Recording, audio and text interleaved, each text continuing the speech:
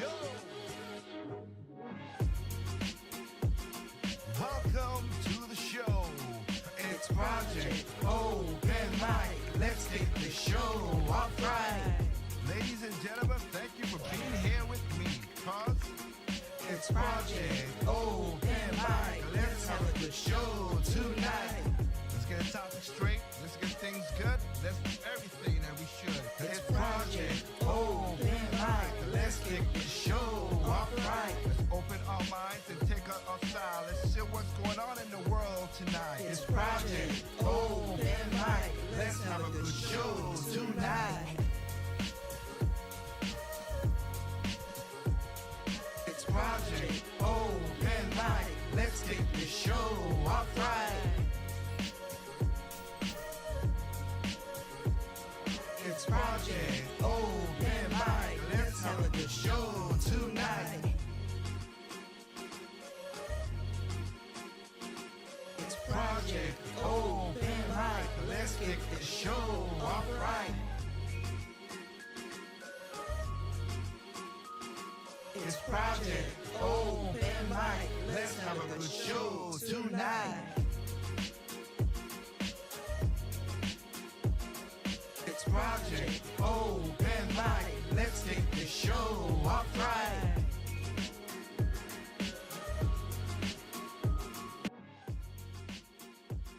Alright, what's going on, everybody? This is your boy Tink for another episode of Project Open Mic.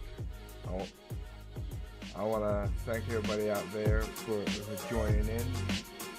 Apologize for late start, but hey, it is where it is. So a lot of people like what I talked about last week, so this week I'm gonna just jump straight back into the situation.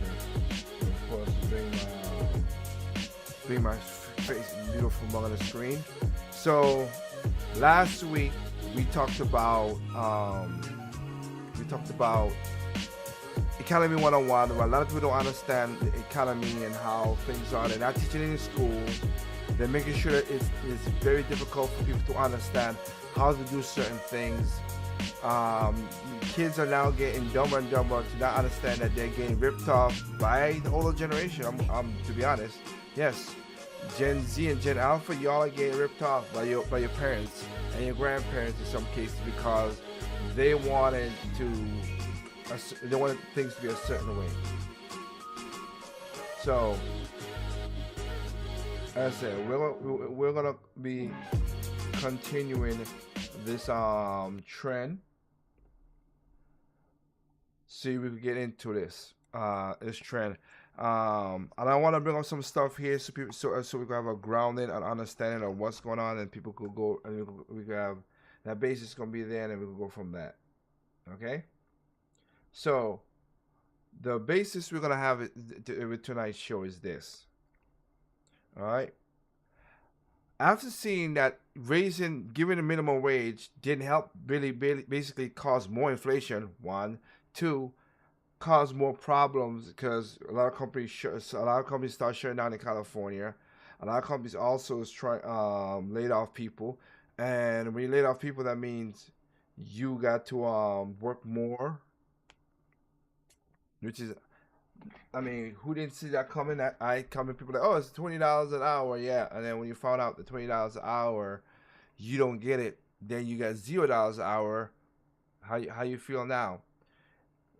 It's business 101. Nobody, when unexpected price hikes goes up, which is labor costs, they're gonna take it out on two people. They're gonna take it out on employees, and they're gonna take it on the prices. Prices are gonna go up.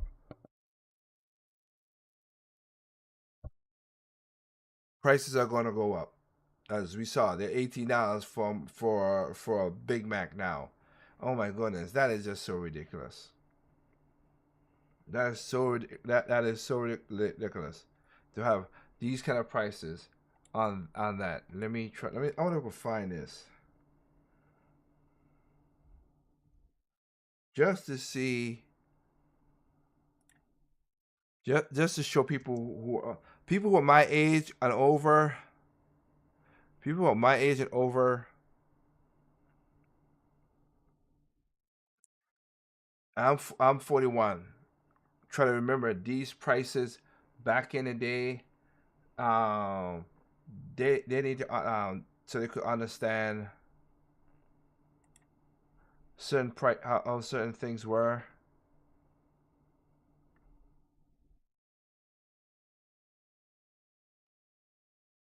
Okay, of course they would never let me zoom in on a picture. But yes, I was trying to show people because only people like people who came from my generation understand the prices were. Let me see if this shows it. No, it doesn't show it either.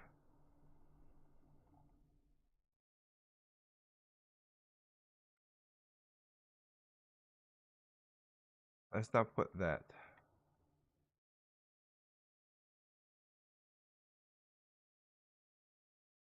Let's put 90s and see. I want to show people this because it's how where I when we used to watch these things. Let me see if this will show it. 'Cause I want to show you something that a lot of you young kids don't understand now.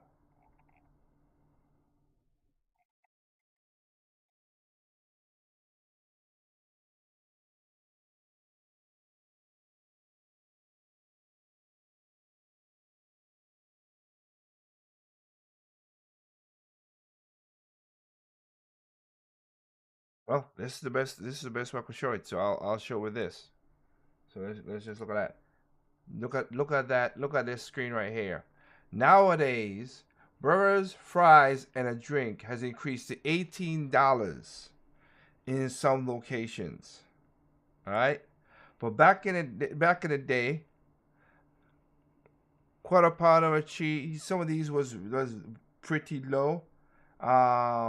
The meals was $10, whatever. I think this is like the 2000. This is the 2000s. This ain't the because this is not what it was. This is the 2000s. Yep. Cheeseburger 109, hamburger 99 cents, Happy Meal 356. Big Mac 249, quarter pounder $2.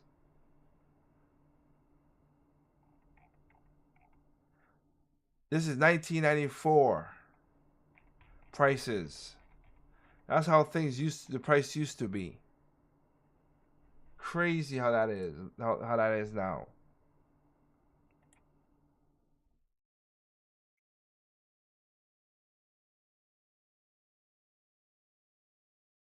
Let's even go to the 2000s and see what we got. Yeah, look at that. 2000s. $5 were for the meals. Look at that. A ranch BLT meal 509. Classic chicken sandwich 519. 2007. That's what it was. It won't no daggone $10 or $15 and now $18 as it is right now. It is crazy. Breakfast sandwiches won $10 because was breakfast sandwiches in California is $10. I forgot which one it was. I'm like, a McMuffin is $10 in California. $10? What? What the fuck? $10 is for a McDonald's. That is crazy. But this is what we used to have.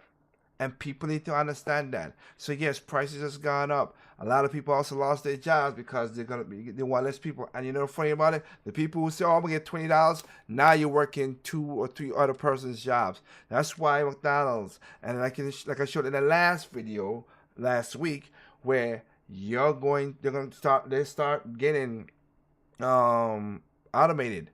The fry cooker, the hamburger, whatever. I've said it again. I'll say it now. I'll say it again. I'm sorry. You should not make no daggone $20 an hour just by flipping fries. You should not. People say, "Oh, well, you don't know how to work." No, you're supposed to move up. That was supposed to be for the little kid. That was supposed to be for the teenagers' job, not no grown man or grown woman trying to live a life of that. Oh, we got a living wage. There's no such thing as a living wage, including the way that we're doing it right now by destroying the economy. The economy is bad right now, but I just wanted to show that in that regard.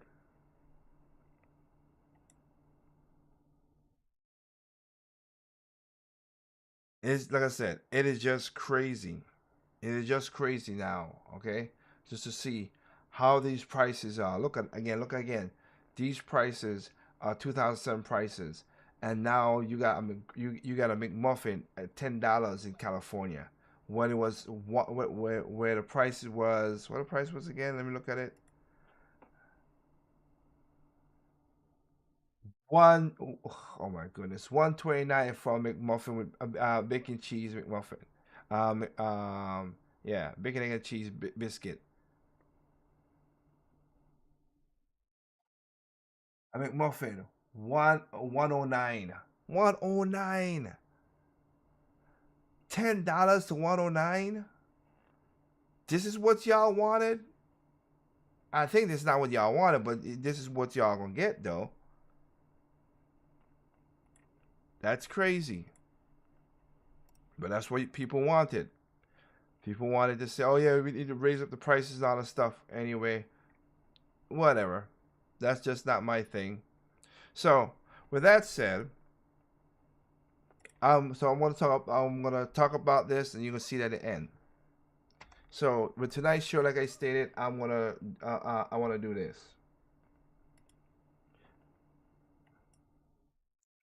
I want to do this.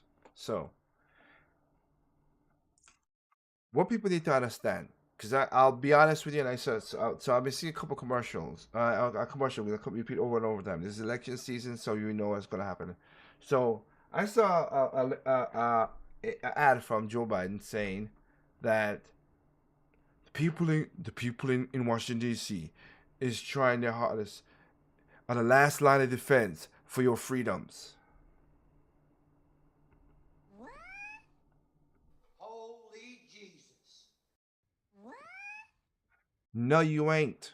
You're the reason why we're losing our freedoms, Washington, D.C., you bureaucratic pieces of You piece of loser. losers.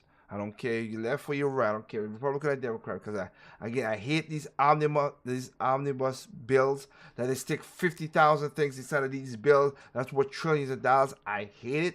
I hate it. I hate it. I don't like it. It sucks. Both sides do it. I don't like that. Be a boss.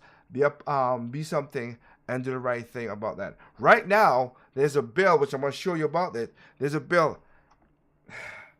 This bill is gonna be passing. It's something I don't want. Look, I agree with the bill 100%. But do we need a bill like this? No. And it's the Republicans passing in it. No, we don't. We do not need this bill. But because the world is whacked out of its brain and nobody knows the economy and stupid to understand how companies really do how to make stuff, these politicians who don't know jack squat, as you're gonna be seeing, that's there's an appliance act. There's an appliance act right now going on that the Republicans are putting up in the bill. The appliance so people could buy whatever they want for their appliances. Because they always like, oh, this is to stop global warming and all that stuff. But shut up with that nonsense. All right? While again, I'm not against having better air. Again, they already taxing us on our air with this whole the carbon tax thing, which is a joke. It is a joke. The carbon tax is stupid. It is stupid. It doesn't resolve anything, and it doesn't do nothing. And funny enough, while we're shutting down all plants and trying to put up more wind power and solar power, where the sun goes down, we ain't got no power. Wind power, the wind stops, we ain't got no power. We're stopping our stuff. While we're doing this, India and China, who signed this stupid bill that Obama said, oh, it's a global initiative that the UN have, which is it was straight up crap. every couple months, India, China, India is putting up are putting coal plants up. While we shutting down our stuff, they're putting that stuff up. Okay, I wish I had a clip with me right now for Guyana, but I ain't got it right now. But anyway, but that part is just is annoying and stupid.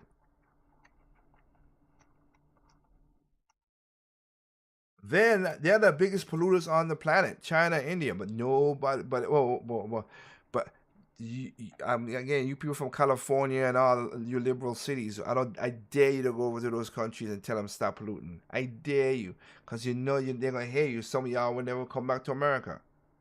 Again, America's a bad country. Yeah, okay, go to those countries and try that. Oh, that ain't gonna work in it. Okay. The You know what? I'll play the clip because it's just so stupid, and this is what I don't like. That's what I don't like about this, the stupidity of this. But they're passing a bill because remember I did a show about California with the you only could use $55 gallons of water a day, whatever. How did that work? Oh no, it gave California a lot of money from us middle class because that's what we getting effed over, but it ain't stopped the water problem. Shocking. I know, right? It didn't stop the water problem. Let me show you this stupid bill before I gotta get into a little bit of greed and whatever, because it's just that. See,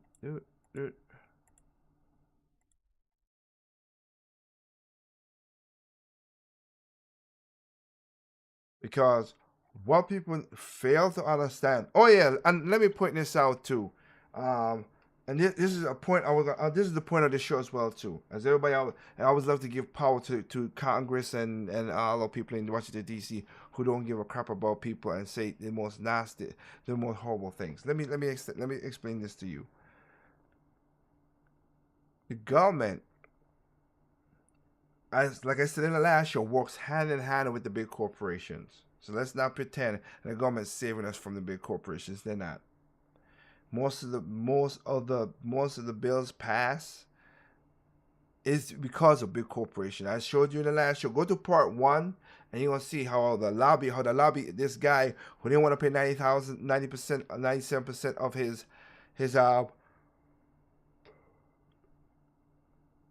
this bonus to the government, even though he was like, yes, the rich should pay the fair share. Oh, yeah, not my rich, but their rich. Again, the milk. And let me explain. I'm jumping around too much. Okay, let me recenter myself.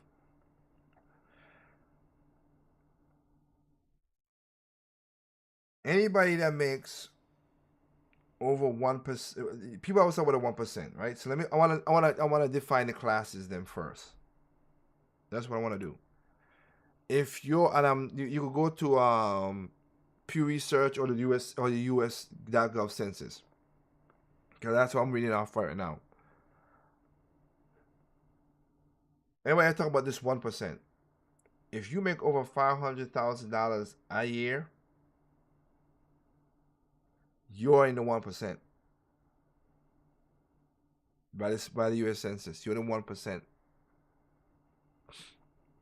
If you make over $200,000 a year, right, you're up 23%. See how big a drop off it got today, right there. If you're over, if you make over 100,000, which 100,000 in some cities do a lot in New York, California, they don't do not jack squat.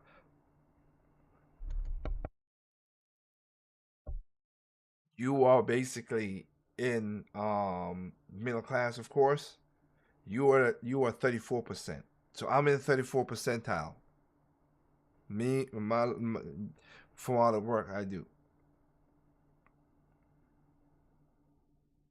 But we pay the most taxes as a percentage. The middle class pay the most taxes as a percentage, But that's the most money. Yes, the rich pay them. The rich need to pay their fair share. They pay a lot of money. They don't reason a lot of places going on. That's why California right now is learning very hard by doing all the dumb things that they're doing that a lot of people who got the money to leave. And that's what. Hey, poor people. Let me help you out and say this as well too. It happened in France and it's happening in California, New York, and all these rich liberal cities. When you raise the taxes, you know what happened? The people who could move will move, and then you who are in the middle class or in the poor class is going to get raised up to pay those same taxes. It happens all the time. The best example is basically France with the former president, which come to a surprise. That guy was a smart guy, except for this instead of this Macron guy who's a total idiot and an a-hole. An idiot and an a-hole. And again, look at your news. Don't want CNN, CBS, I use all platforms, but go to the country and find out. Right now, there's a lot of protesting going on in France, Holland, Denmark, all stuff because they're raising the prices on the farmers. They want the farmers to use electric vehicles and don't use compost and stuff like that. Again, that's what happened to let me forget. I forgot the country. I forgot the country that and I did a video about it. I did a video about it because it was stupid.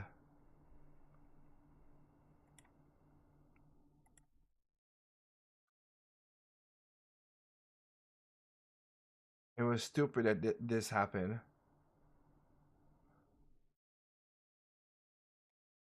That what happened was they came up with this dumb idea. Oh, we're gonna use not fertilizer. We're not gonna use fertilizer. We're gonna use the synthetic stuff, and this is gonna be much better for our because we don't want the cows and blah blah blah. I forgot. And then of course within 6 years, I'm sorry, 6 months, the country collapsed. Because what? It was just a stupid idea. And they're trying to do the exact same dumb thing. Sri Lanka. That's what it is. Sri Lanka. That's what the country was. That's how stupid idea that was. And that destroyed the economy, destroyed farmers, and then the whole country went to hell in a handbasket because of that. Stop letting these stupid people who don't know nothing about nothing tell you about, oh, this is going to save the earth. This is going to do. No, it ain't. Half the people said that it's not that. And it hurts people. Now, like I was saying, back to Frankie Hollande, who Macron. Frankie Hollande, who the last president for France, came up with this bright idea to tax 80% to all the billionaires, to anybody who makes a certain amount of money, all the rich people, right? They said, oh, 80%. Okay, let's make it 80%. You know what happened?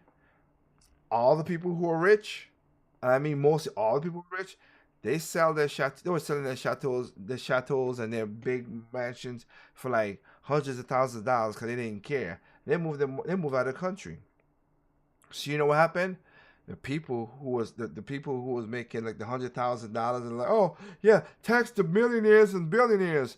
Well, you know what? When they left, the top got taken away, so they got jacked up to that 80% now, and they was getting hurt. So Frankie was like, oh, okay, let's dissolve this because it will hurt regular people because you get kicked up into the pot. That's how stupid that is. They got knocked into the top percentage and they were playing 80%, and they were arguing, and they were like, "Oh, I only make $100,000." Yeah, this was supposed to be the millionaires. Yeah, they left. They left the country, so you became the top percent bracket, and that's what's happening in California and in New York right now, Connecticut. That's what's happening in those places.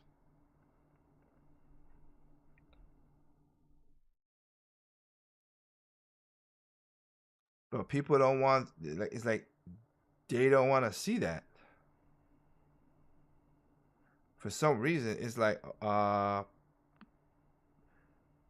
does it go over your head? Do you not see why people do certain things?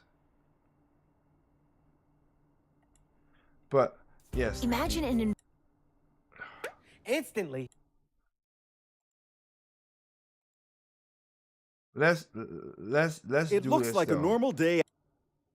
Let's do this though. Let me show you. Oh shit.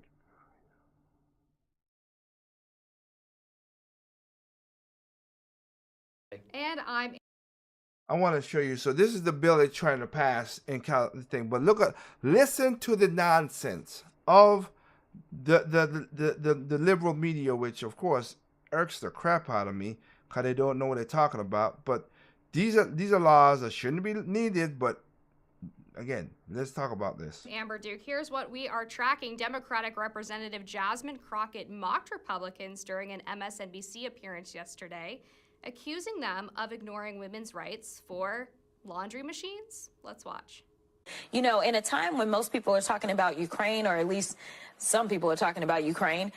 Yeah, because we don't give a crap, really don't. Y'all got billions of dollars and you ain't, and nothing's happening. I'm sorry for the people like that. It sucks. I know that, but when my wife could tell you when after she got she had to pay taxes this year, yeah, she basically just like, and again, what about the people in Hawaii who lost all their house and stuff like that?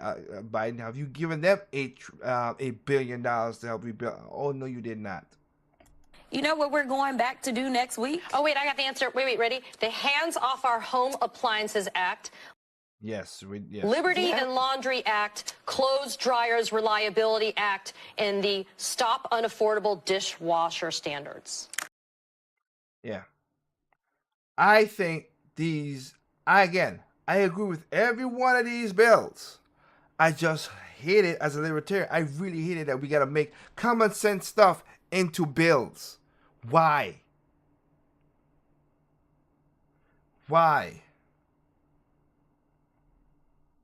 It's just annoying.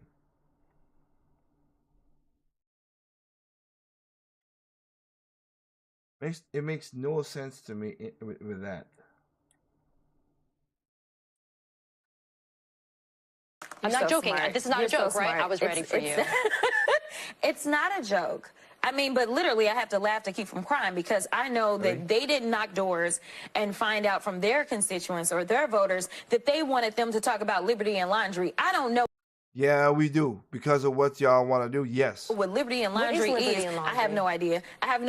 But the point is, they care more about our laundry having liberty. They care more about the freedom of our refrigerators than they care about the liberty and freedom of women in this country that are dying because of their terrible failed policies when it comes to saying, you know what, we believe in small government unless it means going into a woman's uterus.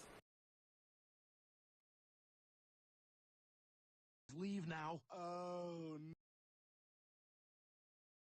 Sometimes I wonder.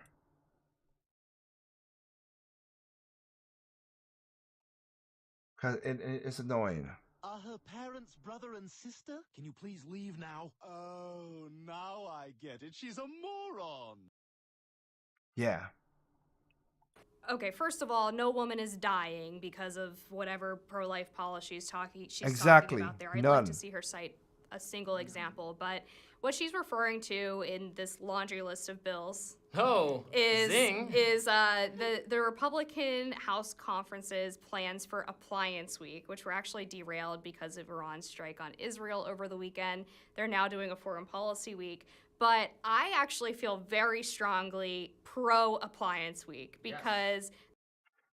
Like I said, I am too. I wish it wasn't a bill. The Biden administration has enacted what I call a war on life's simple pleasures. I've written about this a couple of times because it makes me so angry. I'm the daughter of a plumber, and we always had amazing water pressure in our home. We had toilets with great flush power, and people are now being forced to install appliances in their homes that frankly don't work. You have limits on water pressure.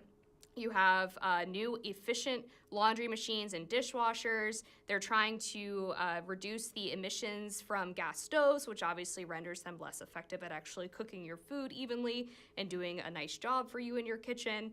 They are no longer allowing incandescent light bulbs. Now we have to have LEDs, which have life if they're put out. Which how did that work last time when we did the stupid get rid of incandescent bulb again? Let's not. I bet you I won't be surprised. Some politician like a Nancy Pelosi, like she did last time. Remember, not Democrats, the politicians know how these bills are, so somebody in their family can buy stocks in these companies and make money. Again, that's what Nancy Pelosi did last time when we stopped the spiral bulbs, like I talked about. Her husband bought stocks in GE because they're going to build all these spiral bulbs to give her the incandescent light. And how long did that last? 2 years, and it was done.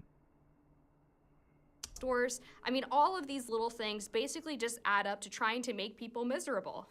Yes, I found it very interesting that the representative was like, I have no idea what these are even about. What are these bills? These are bills to prevent federal regulators from doing exactly what you say, from making your life more difficult, more miserable. If people want to buy more energy-friendly appliances, they are welcome to do so. I think those should be made available in terms of not making regulation on them cumbersome either.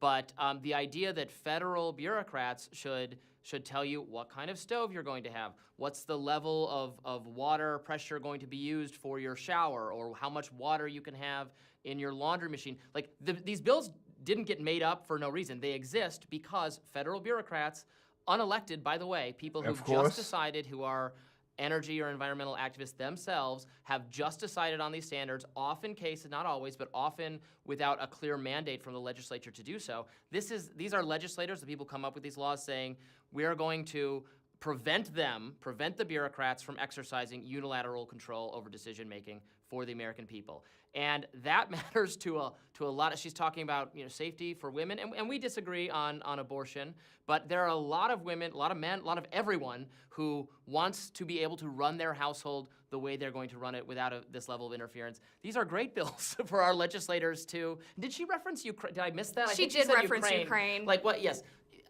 The average American thinks it's more important to be sending more American tax dollar assistance to Ukraine than preventing the federal government from uninstalling your dishwasher? I don't think so. No, and even over the past 5 years or so, I have noticed that with my laundry machine, I'm gonna go full stereotypical woman here.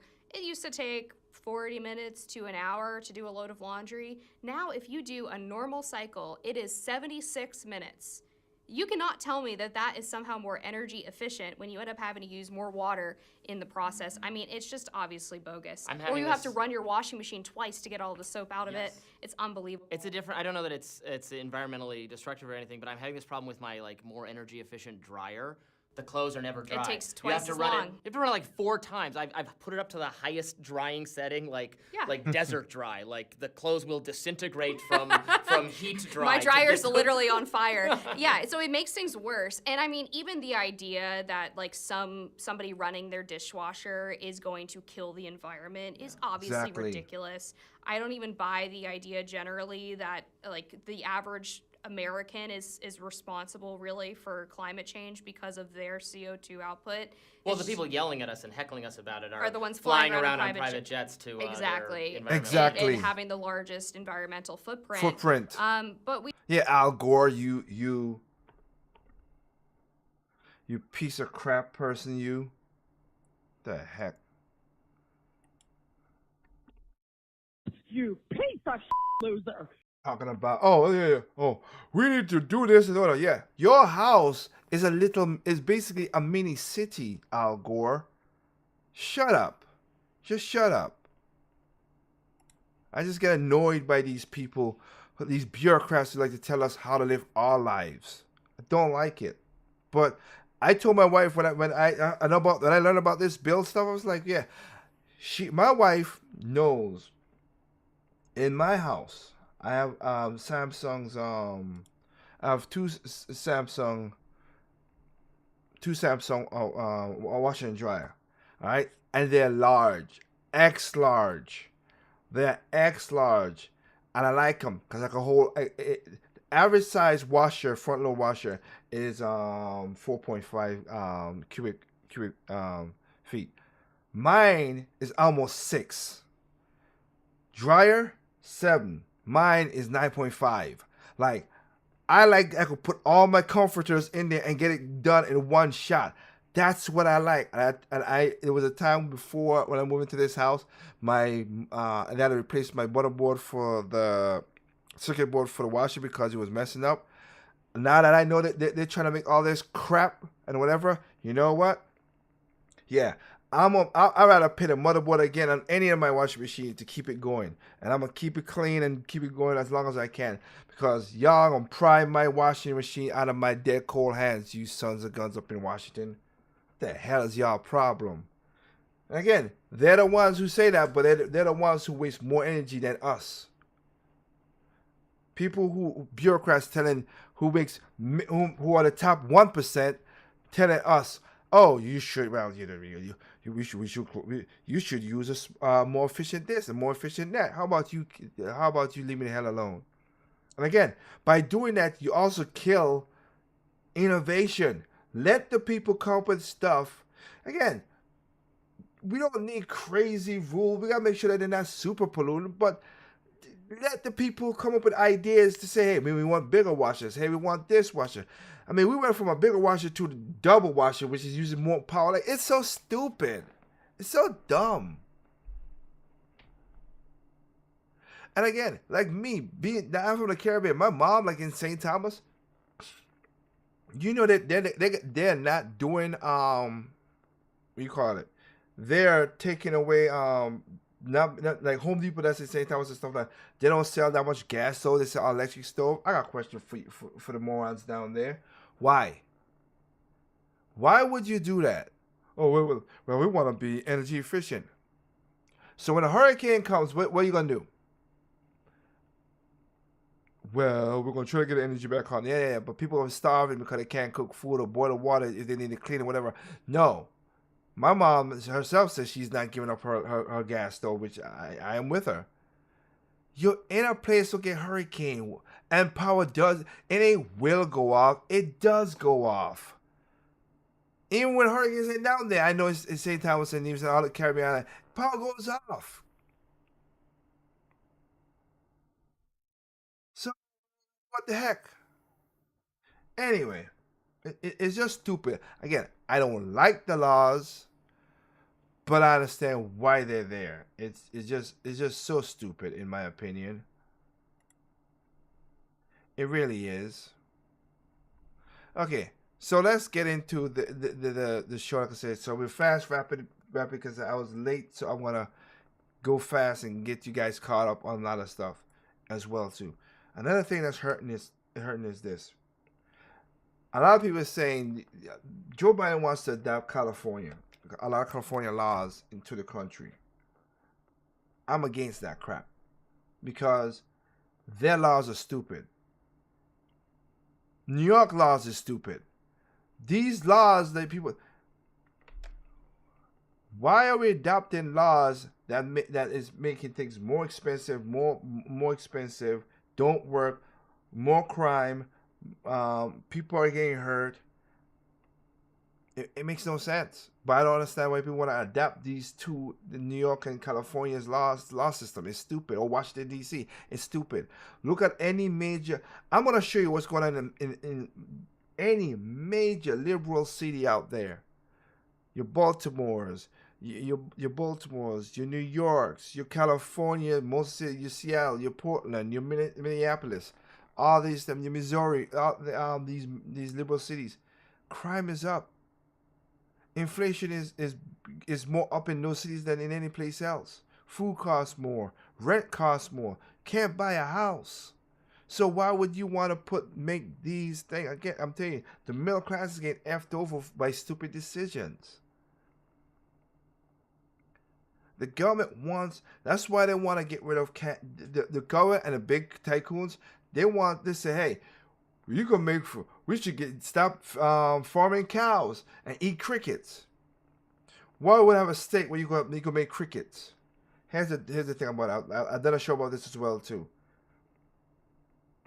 It's easy to control the cow than control millions of crickets. One. They also tofu. They thought, oh, but let's do vegans. All the vegans out there with tofu. Doing soy plants is more expensive than doing regular farm fields with vegetables or whatever. It is. Go look it up. It is. Uses more water, more pesticides, more stuff so you can keep the soy. The animals don't eat it. It's more expensive. And again, the rich people who wants to push this crap onto us, and again, they're rich. They're not gonna stop eating their cows. They're not gonna be flying. They're not gonna stop flying. It's funny. There are people talk about, oh, electric planes. Have you seen any rich people flying any electric planes? Cause they know it's stupid. Are they driving any electric boats, yachts? No, they ain't. Cause they ain't stupid. So while we should be eating crickets, they're gonna eat their wagyu meat beef. No.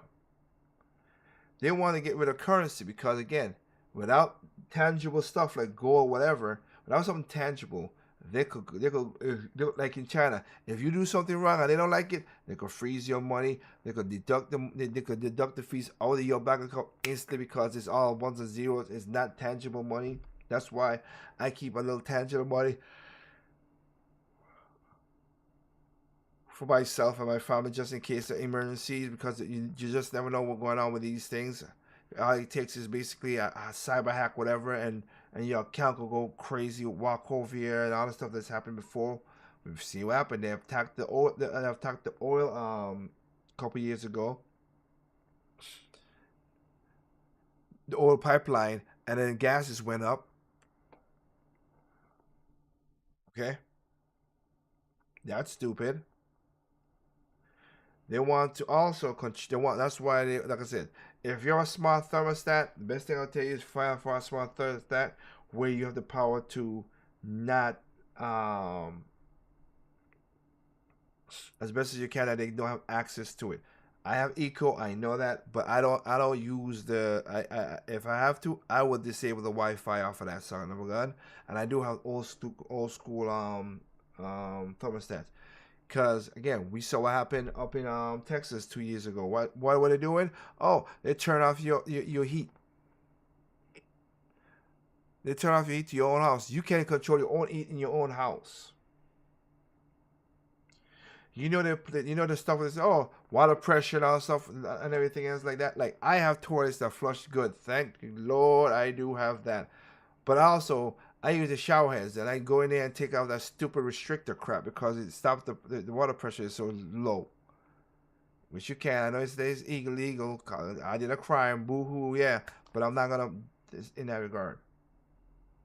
They want to control every aspect of your life. So when they do that, then you will conform to anything they say.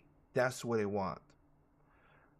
Okay, the politicians and the rich people don't give a damn because they don't follow their rules. But the poor and the middle class, yeah, we're gonna have to do it because we don't have the best lobbying group out there because we're too daggone busy working.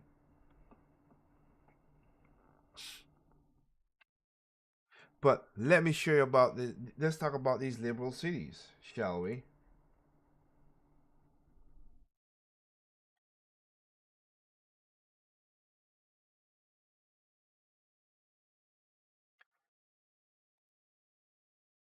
Widespread homelessness are making several American cities unlivable and causing many residents to flee. So more and more cities that had embraced lax policies are now backtracking and adopting tougher laws. Dale Hurd has the story. When former Portland State philosophy professor Peter Boghossian decided to leave the city he loved, Portland, Oregon, he didn't mince words. Portland is like an open sewer. It's a cesspool. Murder over here, porch pirate over here, car stolen here, dog mutilated over here. The murder rate is up 300%. The homelessness is terrible, addiction. That description fits a number of American cities where residents have moved on. And You see all these homeless tents and stuff. We'll get back to that. That's gonna be the ending part of the show because again, there's another part the government want to do. The government don't want to fix nothing. They don't want to cure nothing. They don't want to fix nothing. The money's in the treatment. So they will cry. We need this much money to help the homeless people, but don't know where the money goes. You'll see what I'm talking about. And people who have who come up with ideas to stop some of the problems, they shut them down because they're like, how dare you come up with a solution for our problems? You're not making money for us, so we're going to fine you. Due to crime, drugs, tent cities, and trash. Cities like Seattle. I witnessed one individual pull out a knife and start threatening a group of others. Saw the aftermath of one shooting. Los Angeles. And I kid you not, you guys, there were at least 5 to 7 crimes happening every single day. And these crimes weren't like 5 miles away, 10 miles away. They were all within a mile of where we were living. In San Francisco. We saw needles on the floor and urine everywhere. It smells horrible. Everywhere. It's not just like one bad street, right? Or like one bad area. It's everywhere. It's even on the main street. Not one cop in sight, like at all. Did you see any cops? No. We didn't see any cops. Yeah. Defund the police. I guarantee you, y'all voted for that nonsense too. Defund the police. Oh, great idea. Cops. As more and more people and businesses flee the crime and chaos in some urban areas, city leaders have realized they have to do something. In New York City, the National Guard has been called in to help fight the rampant crime on the city's subways. D.C. just passed a sweeping crime bill that increases penalties for theft and gun crime. San Francisco voters have approved 2 ballot measures that expand police surveillance and require drug tests for welfare recipients. Former prosecutor Cullen Stimson asked why it took them so long. What happened in the last 3 years? Where have those policies been? They could have done this from the beginning. And, we're supposed to forget about the tens of thousands of people who have died at the hands of violent criminals, the tens of thousands of businesses that have been robbed, the stores that have closed. We're not going to forget because they happened because of these liberal policies. We asked the president of the American Main Street Initiative, Jeff Anderson, why any city leader would think less law enforcement would turn out well. Well, it's a good question. I don't think any sensible person ever would have thought that. It's not often you see these really atrocious far-left ideas implemented and carried out and then experimented on so quickly. I think the tent city quality of our cities with people just living wherever, drug addicts roaming around, rampant crime in our large cities, it's become kind of a nightmare. We seem to be relearning all of the lessons we had to learn in the 1960s and 70s before we got wise on crime again. Even the state of Oregon is throwing in the towel on its disastrous drug legalization. When we visited Portland last year, drug counselor Kevin Dahlgren showed us how city and state policies were attracting the drug-addicted homeless from across the country. The homeless have told me, it's very easy to be homeless because we're completely taken care of. We are fed, we are clothed, medical services come right to our tent. People give us anything they want. Oregon has finally decided that becoming the first state to decriminalize hard drugs was not such a good idea and is recriminalizing possession of drugs like heroin, cocaine, and fentanyl. And while some leaders may have seen the light on how to save their cities, Stimson says all the policy changes in the world won't help if district attorneys don't get tough on crime. Yep. Because the gatekeeper to the criminal justice system are the 2,300 elected DAs around this country. It doesn't matter what the city council passes or the mayor wags his finger about or the governor bloviates about. If the DA isn't going to carry through with the effective enforcement of the law, chaos ensues. And that's what's been happening in these cities. Most people don't require a lot from their cities, but they do need them to be clean and safe. And that's exactly what a number of large cities can't seem to get right. Dale Hurd, CBN News. And again, George Soros, the boogeyman, man, I tell you, evil people live long, I swear. But he basically, that's what he does. He takes these billions of dollars. And I always laugh. I laugh, and people's like, "Oh, the rich is on the Republican side." George Soros is a leftist, true and true.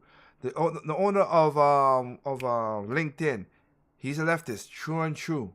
Bezos left. Like all these people on the Democrat side. So I don't get how the people say. And I was laughing again. I was the Republicans about rich people, whatever. Please. The Koch brothers was on the right, but then they moved to the left because they saw how they could get more money. Duh, they're people. Anyway, speaking of that, George Soros known he put money like the DA. Like we got elections coming up this year. Put in DAs who want to enforce the law. Do not let their stupidity talk about, oh, we don't need more cops. This is hurting our black people, whatever. No, it ain't. It's hurting our black people for them to not lock up criminals. I'm gonna show you more and more of this. Lock up these pieces of crap. I want tough on crime DA. That's what I'm gonna vote for. Whoever is tough on crime, who's gonna put people in jail as a DA, you're getting my vote. I don't care if you're left or right. If you say you're tough on crime, you're gonna get my vote. I want you. I'm looking at your policies too to see if you're that. If you come tell me about well, most of the people are black. We can't lock up all black people. Stop it. Stop. I don't want to hear that. If that's the case, not voting for you. But don't you care about you're black? Don't you care about minorities who are getting arrested at a high rate? But did they do a crime? Yeah. What if they did? If they beat up a woman, kicked a person, robbed somebody, destroyed a store, vandalized a person's home? I don't give a rat's butt of what color they are. Lock the ass up. Lock the ass up. Going to jail. They're going to jail. Should go into jail. Go to jail.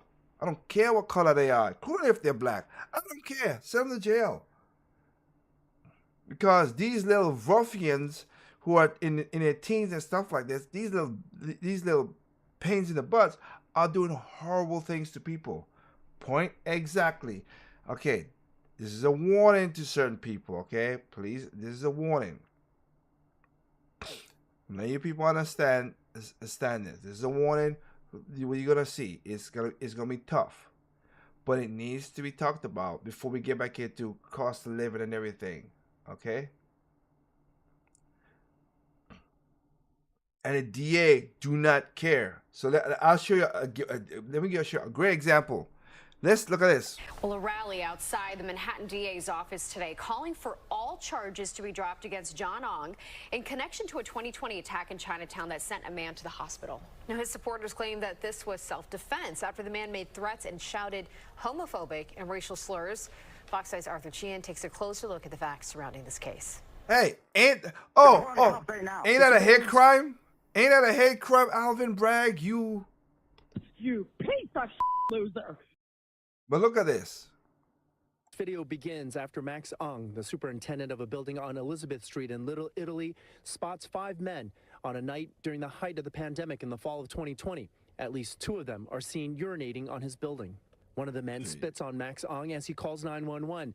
As the men crowd him, he tells the operator they're hurling racial slurs. They called me an Asian, so it's becoming a racial problem. One of the other men then escalates the situation by also urinating on the building. And over the 911 call, one could be heard saying, "I'm going to kill you," to Ong. I'm going to kill you. I'm going to kill you. Max's brother John comes out, and before long, he's assaulted by one of the 5 men. Punches are thrown, and the brothers, outnumbered, are seen getting pummeled. The 5 men, 3 of them white, 2 of them black, seem to finally retreat down the block, but come back. This time, John Ong runs inside and comes out with a sword and slashes one of the men in the forearm. As a result of the incident, the Ong brothers were arrested and charged with assault. None of the 5 men who attacked them were charged. Alvin Bragg! Holy Jesus. What is that? What is that? So they beat you up. They beat me up. They did 5-2. Beat me up, whatever. I protect myself. He didn't shoot him. He slashed his arm, or I don't give a dang. It was the black guy who got slashed. Good. And you know, if you was in Saudi Arabia, whatever, they'll cut your arm off anyway. Good. Why are you beating up an old man for? Doing the right thing. Doing the right thing. 4 years later, hundreds gathered on the doorstep of Manhattan District Attorney Alvin Bragg's office, demanding that his office recognize the 2 brothers were victims of a hate crime and were defending themselves, something his predecessor, Cy Vance, did not do. The 5 perpetrator who decided they can come to Chinatown, that they can piss on you, piss on the street, call you racial slurs, call you anti-gay slurs, and beat them up. And the DA said they saw no evidence. We just saw the evidence. Plain and clear. We saw the evidence. But the DA didn't. That's why I say you guys got to understand. When you vote in DA, please don't vote because it's Democrat or Republican. Please vote. Find out who your DA is and hassle them and make sure, hey, if somebody does a crime, are they going to go to jail? I don't care what color they are. I don't care what race they are. Lock them the F up. Of any crime other than the two brothers who were defending themselves. Is this justice? Bragg's office tells Fox 5 the man who was slashed suffered permanent damage to his nerves and tendons. Good. And that the charges were filed based on the evidence and facts of the case. I just saw the evidence. Yeah, they attacked and jumped the dudes. Nah, that was self-defense. As of last month, both of the Ong brothers have pled guilty. Friends of the family call it the ultimate injustice and say their decision was driven by the fear that if they lost in court, nobody would be there to take care of their elderly parents. That's exactly what has happened. Under much duress, under financially and suffering emotionally, taking that plea was the only choice that they had. Next week, John Ung is expected to be sentenced to 2.5 years in prison. Wow. His brother Max to 5 years probation. Jeez. Unless the community's pleas are heard. In Lower Manhattan, Arthur Chien, Fox 5 News.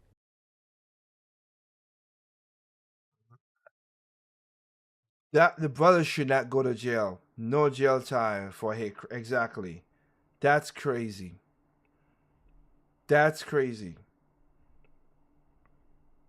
I know they'll crack jokes, but I'm not cracking jokes because, again, this is what they want us to see. And y'all think I want this to come to my neighborhoods and my cities? Y'all are you're flipping mind. There's a reason why I vote a certain way, and I've said it before. That's crazy.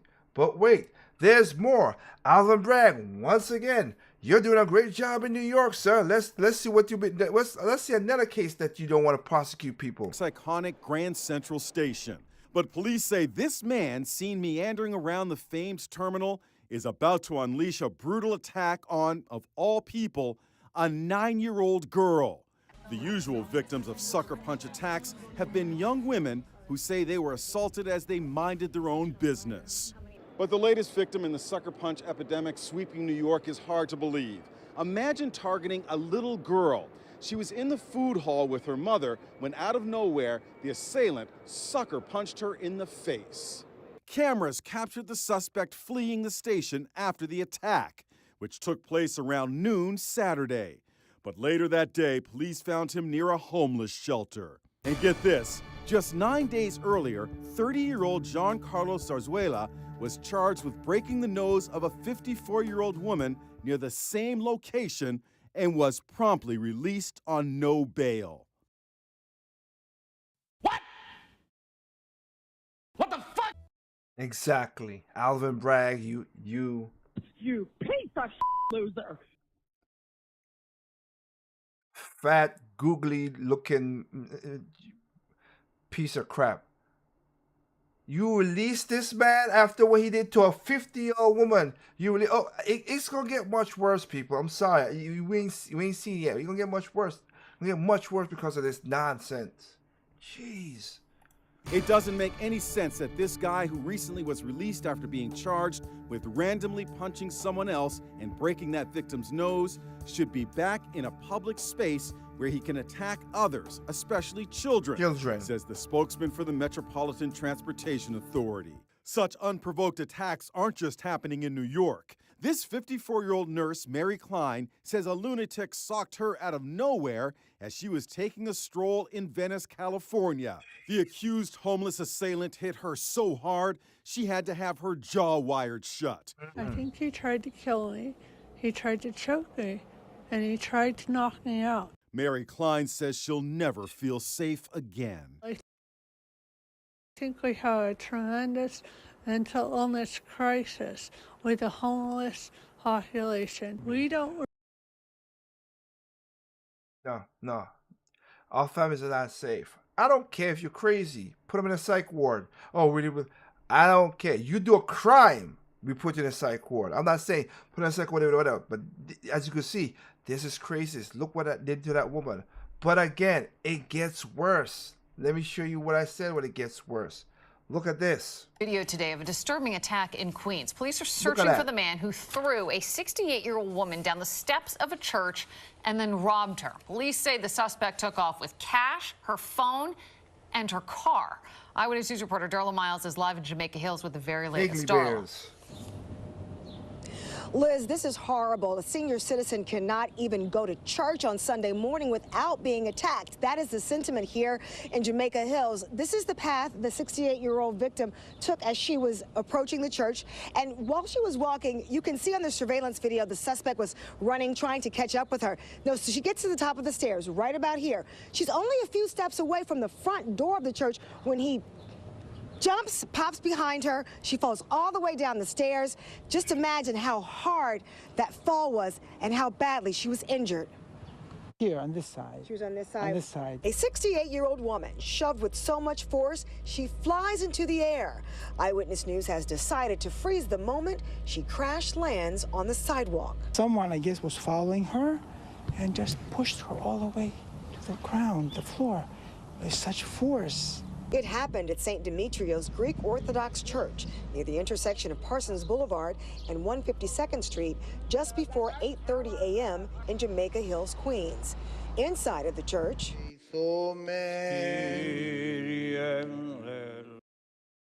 Before Ship Station, it was crazy. That is crazy. That saw it, or afterwards when they were coming, they came out to help because I was in the altar. While outside, the victim is being followed from behind. When she reaches the top step, the suspect jumps in front of her, knocks her down so hard she goes airborne, landing at the bottom of the stairs.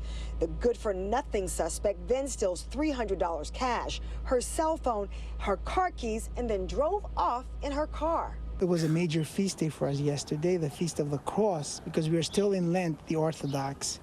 So she was coming to participate in the worship of the Holy Cross, the veneration, and she was coming, and then this happened. While he's in the wind somewhere, cruising in her car, the 68-year-old is in critical condition at Booth Memorial Hospital. This is wild, and you know, Yes, it is. it used to be rules of engagement. I mean, things have always been bad at different times in society in different cities, depending on, what was going on at that particular time. But even the criminals back in the day, like, I don't know if you guys ever seen the series The Wire, and they had hit up the grandmother, or shot the mother or whatever, or shot at the mother, and they had actually like hit the head or something like that. And it was like rules of engagement. Like, you just didn't do stuff on Sundays. It was like a peace, a truce. People can go to church. They could do whatever it is that they wanted to do. And that largely was happening when I was growing up in the 90s. And it was just certain houses that they wouldn't mess with, certain mothers that even the hardness of criminals didn't deal with, certain rules of engagement that it just didn't happen, even though crime has always been around. And there is no respect. Like, you don't go. They don't care I no don't more. care what your faith is. I don't care if you're Catholic. I don't care if you're Buddhist. I don't care if you're Pentecostal and evangelist. I don't care what you are. If somebody can't even go and worship, go to church, that's insane in real time. And you could just walk up, knock an old lady down on the ground, and she's in critical condition, and you could just walk off, take her car, and just keep it moving. And you premeditated this. Yes. Now y'all got to remember that this was over 5 days ago. Okay? This was 5 days ago that this news report actually came out. There's been an update on this situation, and so I want to share that with you guys right now. This now is. And the thing about it too, I'm only showing this, but is the mother saying, "Oh, my child is a sweet, innocent child. He's a sweet kid." No, nah. Nah, your child ain't no sweet innocent little kid. Your child is a. You piece of loser. That's what your child is, and Allow you. yourself to slowly get. You're freaking crazy. You're crazy, lady. You raised a demon child to do that to an elderly woman. And come to find out, what you'll see right now, this 16 years old, you already have felonies. What? At 16 years old, you already have felonies? A 16-year-old in custody for that vicious attack on a 68-year-old woman. Yeah, the woman was headed to church in Queens Sunday morning when a suspect punched her and sent her down the stairs. Fox 5's Antoine Lewis has been following this story this week, and he is live for us in Briarwood, Queens, with the very latest. Antoine. Chris and Bianca, last night, shortly after the arrest, the NYPD Deputy Commissioner for Operations, Cass Darktree, sent out a tweet. I'd like to read it to you. It says in part, "This violent criminal is where he belongs, in handcuffs. And to be perfectly honest with you, out here and across the city, nobody's going to disagree." The NYPD arrested the 16-year-old repeat offender last night around 9 and quickly threw him in jail. He was wanted for a despicable attack on 68-year-old Irene Talion-Boris. The mother and grandmother was on her way to church services last Sunday when the suspect runs up from behind her as she gets to the top of the steps and with no regard strikes her, causing her to fall down and backwards to the sidewalk. And as Talion-Boris is lying there with critical injuries, surveillance video shows him stealing her purse, which contained her wallet, credit cards, and $300 cash. Police say that he also stole her car keys and her vehicle. Detectives add that the suspect has had multiple felony arrests. That's what I'm talking about. Why he has multiple felonies arrests. And they, the child, my child would never do that. Say he's such an angel. Shut up. I swear. 16 years old, piece of crap human being. Do this to an old lady going to church, whatever. Don't care. I guarantee if we put, hey, if your kids do crime and the parents go to jail up to 18 years old, a lot of parents would keep their kids flipping home and not do crime. Jeez. This person is a horrible person. He's funny. So in other words, Alvin Bragg strikes again. What happened with Alvin Bragg? They do? Let him out. And he went and do this heinous crime. Mostly involving robberies of women. And all these women who got punched, those white liberal women used to got punched, I guarantee y'all voted for defund the police. I guarantee you. I'm not a woman shocked. They all voted for that nonsense. And again, as you come back to us live, we went inside and spoke with some of the people at the church. They declined to go on camera, but they did say they've been in touch with Miss Irene's family and that she is still recovering. She is still in critical condition, but stable. As far as the suspect, police arrested him, again, 16 years old. He is right now facing robbery, assault, grand larceny, and criminal possession of stolen property. We're about. You know what the worst part about it is? You know, you're going to have people that's saying, oh, that's my baby. If anything was to ever happen to him, oh, he was a good kid. You know, they're going to divide ourselves against racial lines and have that conversation and that be the narrative. The dude is 16 and he's a habitual felonious offender, meaning that this is not his first time. Nobody is going through and saying, hey, you know, where is the mother and the father and why shouldn't we hold the parents accountable?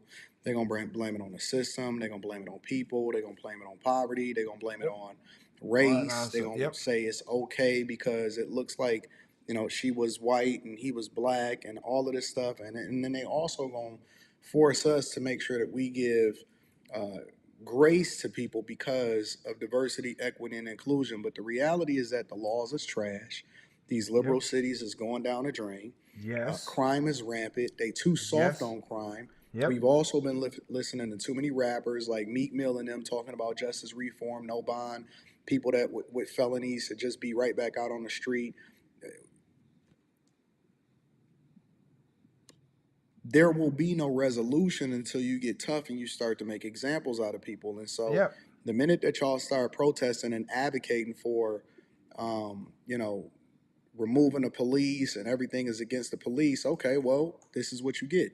And remember this above all. What if it was your grandmother that was going to church? Exactly. Would that be okay? Exactly. Everything that we've created in this society as far as the no snitching and stuff, we know who the criminals are inside of our communities. We know who the jack boys are. We know who the dope boys are. We know who the criminals are. Y'all know who the pedos are in your own family. We know every single thing that we need to know in order to solve for the issues and fix our neighborhoods, fix our communities, raise our property values, doing the right thing, not having self-inflicted wounds, stop having children out of wedlock, creating monsters, and in the justice system. We know every single thing. There is no secret. Nobody is confused. Ain't nobody still trying to figure out. Yo, as of the recording of this video, this is 2024. We have more than enough information, not only from our own lives and the people that came before us, but previous generations, to make a better decision and stop continuing to go down this rabbit hole. But we're not going to do it. We're not going to do it. And this is why culture is trash. And I'm not going to just narrow this down to one individual. In this particular instance, one individual committed the crime, and I think that that person should absolutely have a book thrown at him. But at the same time, it's a cultural norm. And this is why this person feels comfortable continuing to repeat these same crimes against women. Oh, well, maybe it'll be different this time because it's committed against women. It's committed against women. So, you know, I'm going to stay on top of this type of stuff, and we're going to continue to have uncomfortable conversations. Yeah, that's what it is. But again, once I say it again, it gets worse. It's not even, it's not going to be, I'm going to show you how it gets worse. Because it's just crazy. Remember, they're laying all. Remember, they're replacing you, black folks. Let's bring in the illegals and replace them so they can get jobs and they can get more cheaper. And then we get votes because black mostly like you us black men, we're moving away from the Democrat slavery farm. Heinous crimes are essentially able to roam the streets after release without any notice. This is Bill Maloogian, who has been just the #1 guy on all of the illegal nonsense for the last 2 years. And check out what's going on with ICE and illegals up in Boston. You mentioned this, Dana. I'm going to get to it now. An elite immigration team making a major bust, taking down 5 alleged migrant criminals, and they did it while working around sanctuary city policies. Bill Maloogian embedded with that team in Boston. He's got the story now. Bill, what you learn? Hello. Hey, Bill, good morning to you. ICE says because of sanctuary policies here in Massachusetts, illegal aliens charged with heinous crimes are essentially able to roam the streets after release without any notice. And we were with ICE as they took down 4 alleged child rapists and an MS-13 gang member, all in a single morning. Any questions, you can talk to your team later. It's the pre-dawn hours in Boston. Kid has a real violent history. And this elite team of ICE deportation officers is briefing on their target list for the day. Illegal aliens charged with egregious crimes. All the targets today, every single one of them is an aggravated felony here in the Commonwealth. So these are really the cases that are the worst of the worst here in Massachusetts. ICE quickly takes down its first target, an illegal alien from Guatemala, charged with aggravated child rape. Minutes later, ICE arrests a Colombian national, charged with the rape of a child above age 14. I don't have enough officers or resources to tackle every one of these public safety threats. Are we going after the child rapist today, or are we going to go after that 2 times deported fentanyl dealer? Because we can't get both. All right, this is really wild because child rape is a problem, and sanctuary cities find people who are child rapists and then put them back out on the streets. ICE's next arrest, a combative MS-13 gang member from El Salvador, charged with a slew of violent crimes.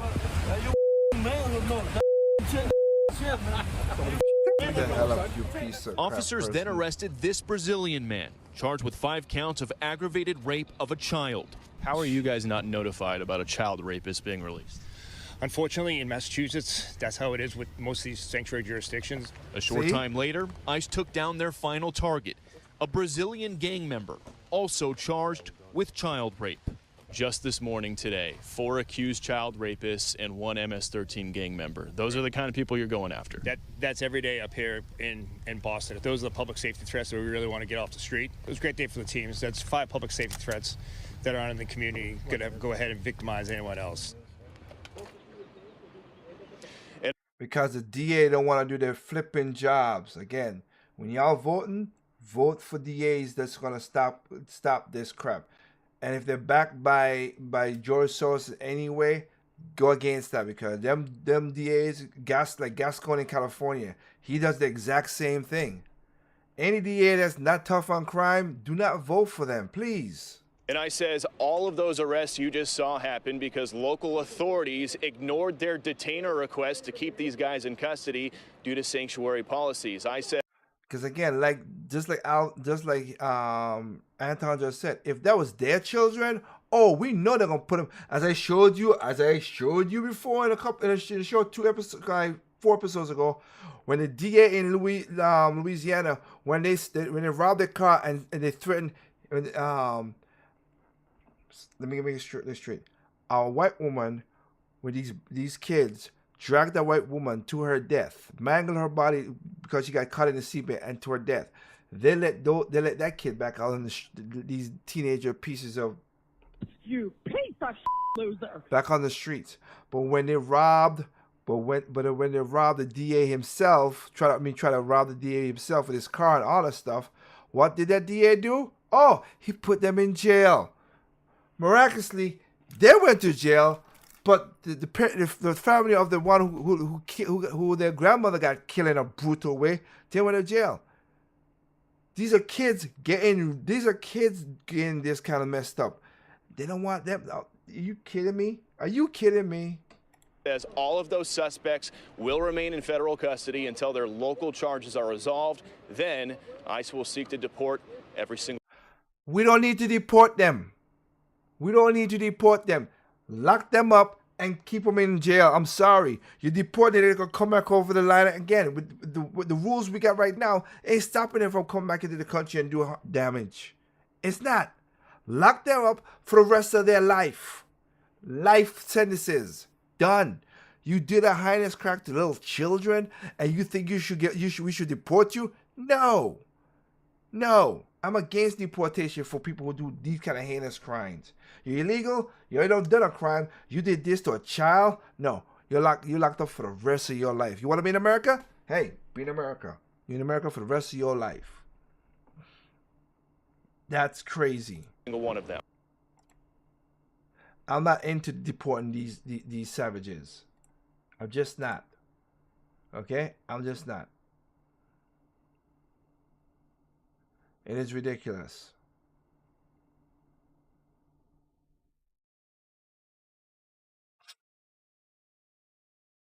But point taken, I want to talk about, I want to go back into this right here. Because again, it's all that. I'm just showing you all these cities. Comes as no surprise to anyone paying for food, rent, or gasoline Yep. that prices are higher.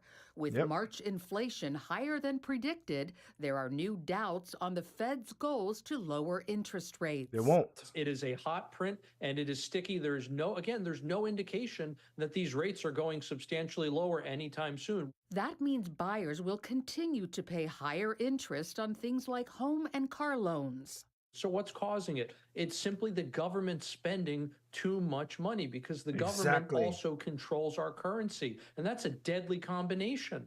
The typical American household spends $270 more per month on everyday goods than 1 year ago, Yep. and over $1,000 per month more from 3 years 3 ago. years ago. Before inflation shot up to over 9% in 2022. The rising prices mean more Americans are using credit cards than ever before. True. The average household balance is about $11,000.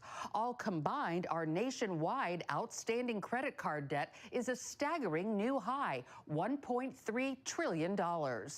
Most troubling is that nearly half of users can't pay their monthly balance. It means specifically that people are relying a lot on credit to get by month to month. And that is not a great long-term tactic. That's because most annual percentage rates hover around 21%. Yeah. Credit card debt can snowball very quickly because of the interest rates.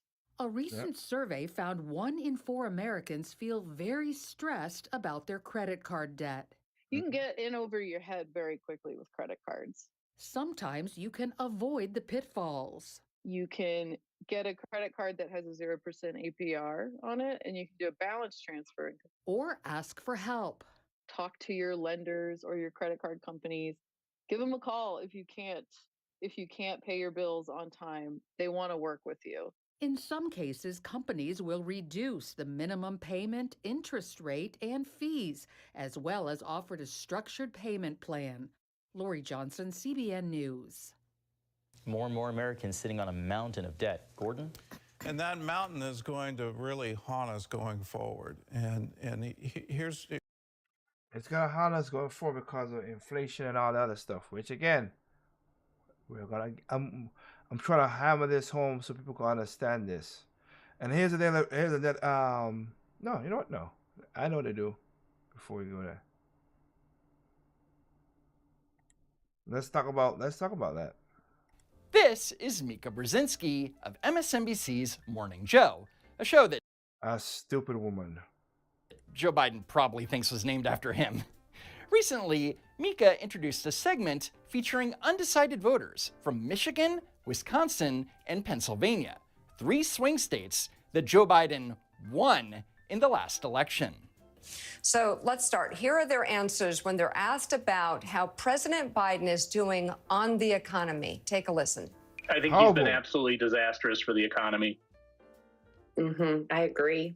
Raise your hand if you think President Trump's policies on the economy would be better for your family personally. Raise your hand. All right, so that is everybody. Oh, that's everybody, all right.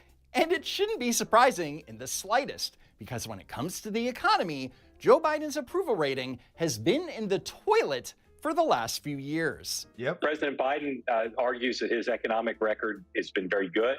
Said President Trump's was not as good. What are you keying off of to say President Trump's economic policies would be better for you? I mean, my past performance of my 401k. I know it was post 2020 and everything kind of flipped around, but you can't blame everything on 2020 for forever. And undecided Sean is right.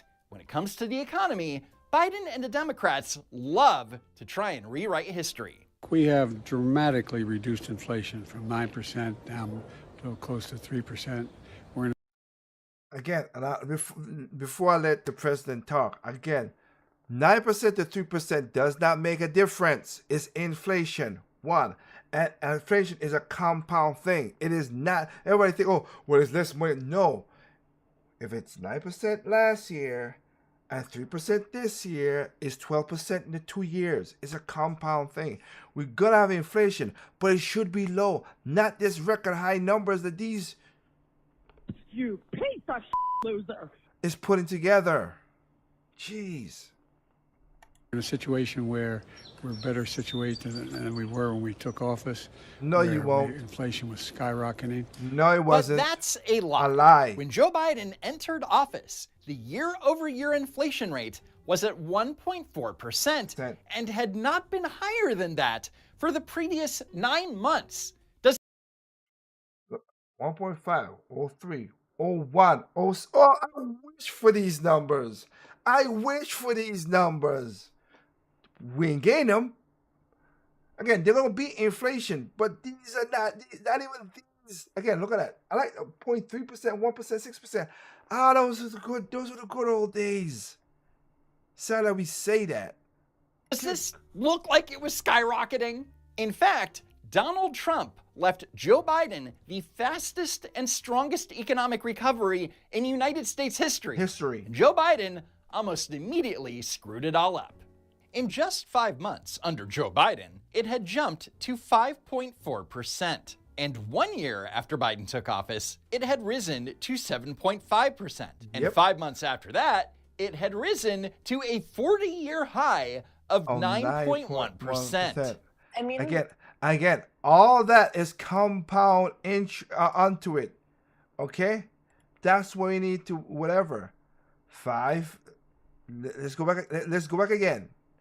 1.4 where he left, and then look at it. It goes up, up, up. Big ass numbers. Under Joe Biden, it had jumped to 5.4%. And 1 year after Biden took office, it had risen to 7.5%. And 5 months after that, it had risen to a 40-year high of 9.1%. I mean, I feel like he doesn't even take accountability for what's at all. Of course he don't. Going on in the economy. Not even accountability. Like, he's in denial that it's happening. And that's 100% correct. This past March, inflation rose to 3.5% year over year. And instead of accountability, Joe Biden's go-to is to attack Republicans. And we have a plan to deal with it, whereas the opposition, my opposition, talks about two things. They just want to cut taxes for the wealthy and raise taxes on other people. Raise taxes on other people? Huh? Okay. Republicans want to raise taxes. Do they also want to defund the police too? Exactly. But obviously, that's what I was going to say. Joe Biden's plan to deal with it isn't working, as inflation hasn't been below 3% in 3 years. And I need to point out that the Federal Reserve's inflation target is 2%. And with inflation not cooling, the chance of the Fed cutting interest rates anytime soon is pretty much 0 to none. Yep. Voters know that high interest rates are a big problem. The interest rate is so high right now, and I know they're trying to cut the inflation down, but like, if nobody is building, no businesses are really coming to Pennsylvania right now to keep us moving forward. Even if you're trying to buy a house, because I'm trying to become a first-time home buyer, the prices are so high right now. And as undecided Tanisha was saying that, the average 30-year fixed mortgage APR was 7.266%. And mortgage rates are higher than they've been in 22 years. The highest they were under Trump was 4.94%. Pre-pandemic, they were hovering around 3.6, 3.7%. And when he left office, they were at 2.77%. So the economy under President Trump was better. Inflation was lower, mortgage rates were a lot lower, and gas prices, oh my God. And the Don't remember the gas prices. Do not remember the gas prices. Undecideds, along with most of America, know that when Joe Biden puts a happy face on the economy, that it's all smoke and mirrors. The point is Biden needs to hear the people, because when he's talking about the economy doing stellar, he's talking about the stock market. He's not looking at homelessness or joblessness. He's not, at Gigi's point, thinking about how much it costs to go to the grocery store. And he's gaslighting literally everyone in the process. Okay. And Omar, you voted for Joe Biden last time, right? Yeah. Ouch. And when undecided Omar says that Joe Biden is gaslighting voters on the economy, he's 100% correct. Correct. And we have a chance to really turn this country in the right direction. Really? Move in directions that are, we have the most vibrant economy in the world. We got a lot more to do.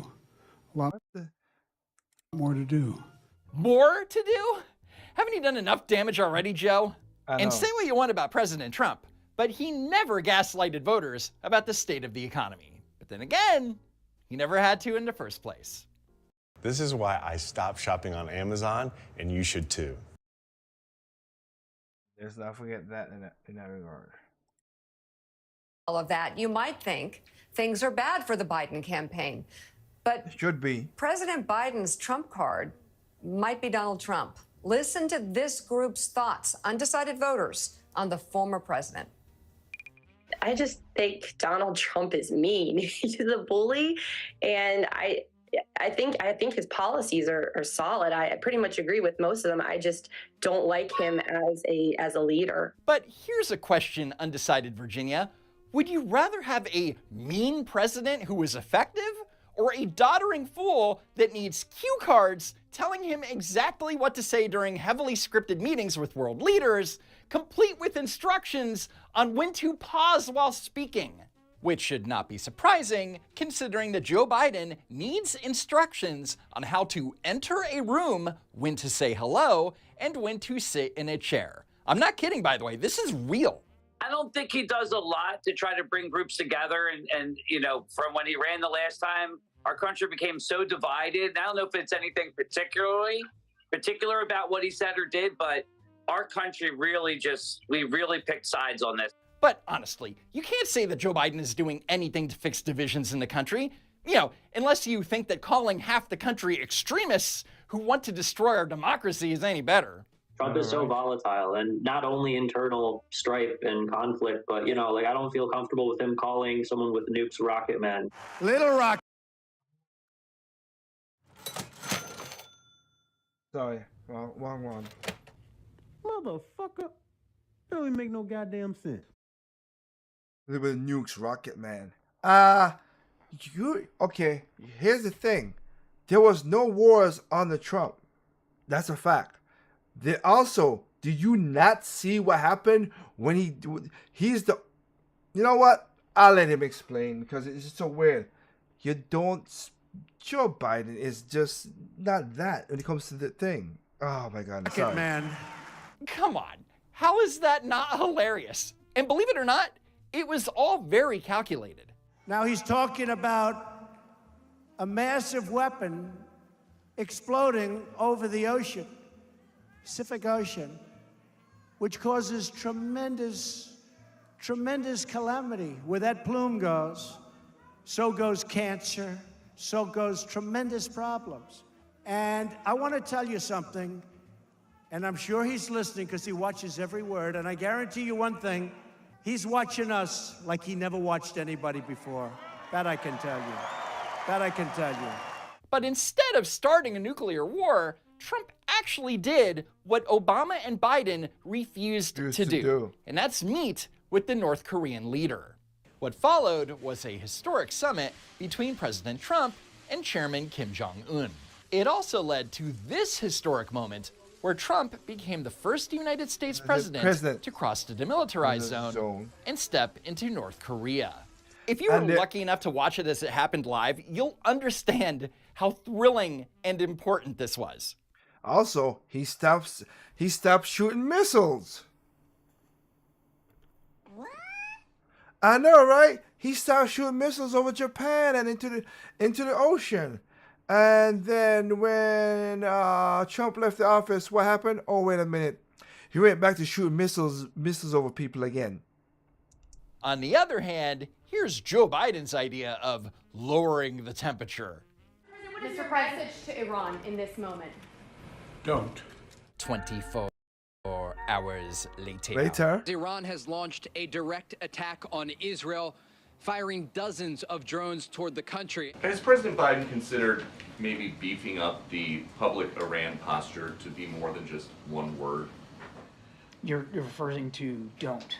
Yeah. And so let's talk about. And they did it anyway. And let's talk about what we did, Peter. Let's talk about don't and did. Let's talk about Saturday night. I'll save you the trouble, Kirby. Yeah, Joe Biden told Iran not to attack Israel. And Iran ignored Biden, like they always do. And then we shot down a bunch of their missiles. But wow, we sure showed them who's boss, huh? Yep. The president also called on Iran not to retaliate, but they did anyway. What does that tell you? Well, again, what it tells me, as I looked at last night, what it tells me is that... Anyway, Morning Joe Meek. Yeah. Stop the moron from ever talking because he's a moron. And again, look what happened to Syria. That red line in the sand nonsense is what Obama did with Syria. How did that work? Oh, wait, they were still killing people, barrel bombs and all this stuff. Trump went in, had missiles launched at him. Right after that, crickets, quiet. They stopped doing stuff. That's what happened. Mika brought on U.S. Congressman and Biden campaign co-chair Jim Clyburn and asked him to comment on what he saw from the undecideds. Looking at their own personal economies, and they're feeling like they're being gaslit. They're feeling Joe Biden isn't accountable. He ain't. What's your response to that, and how can the campaign address these feelings? I think that we have to focus on people's everyday lives. And 401ks are not about people's everyday lives. Oh, shut up. Motherfucker. That don't even make no goddamn sense. Regular people have 401ks. Bro, what the hell are you talking about? And I guarantee your ass have one because you're a congressman. You piece of loser. So for clarity, This undecided voter, like many, many Americans, Yeah. is worried about the performance of his 401k and his Retirement. retirement. But Jim Clyburn is like, 401ks aren't about people's everyday lives. There are concerns about things like inflation. But what we've got to get them to see is that inflation today is about 40% of what it was when Joe Biden took office. That's a lie. Again, inflation was at 1.4% when Biden entered office, and it's currently at 3.5%. Saying inflation is about 40% of what it was is mathematically impossible. And so the inflation rates are down, and people's incomes are up. No, they ain't. Not true. In March, average hourly earnings increased by 0.12%, but inflation increased more, by 0.4%. In total, real average weekly earnings are down 4.2% under Biden. Overall inflation is up 18.9%. Unemployment is on the decrease. No, it's not. Tell that to California people who lost their jobs after the $29 minimum wage happened. In the last year, the unemployment rate has been slowly increasing. So what we've got to do is make sure that people see the policies of the Biden administration, how they affect their everyday lives, and get them to see in his policies that which is real, not what they may hear on social media. Oh, I see. When people notice that their 401k is underperforming, it's social media's fault. Mortgage rates too high to buy a home? It's that pesky misinformation. And if you notice that the price of eggs has risen almost 50% since Biden took office, who cares? I mean, who buys eggs every day? I know, right? And the thing that came about that too, again, that's another reason I was saying. Remember I told you about just a while ago about the money, how they don't want to have they want everything digital so they can control you. They want the laws that you can't without. And another thing they're trying to do as well too is the houses. BlackRock buys houses, all these houses in these neighborhoods. They buy the houses and they rent it you. You don't want you ain't gonna get to own your house so you can do anything you want to do. They're gonna rent you a house so you got to do what they want. They don't want you to own property, which is the ultimate American dream. Not happening. Not with these people. Nope. They want to control every single thing. So they want to control everything. So if you're doing good, like I told you before, if you're doing good, the government want to make sure they don't want you to come up with the cure. They want you just to be the treatment so they can make money off of you. Just like most medical places and everything too. Let's check this right here. This my fellow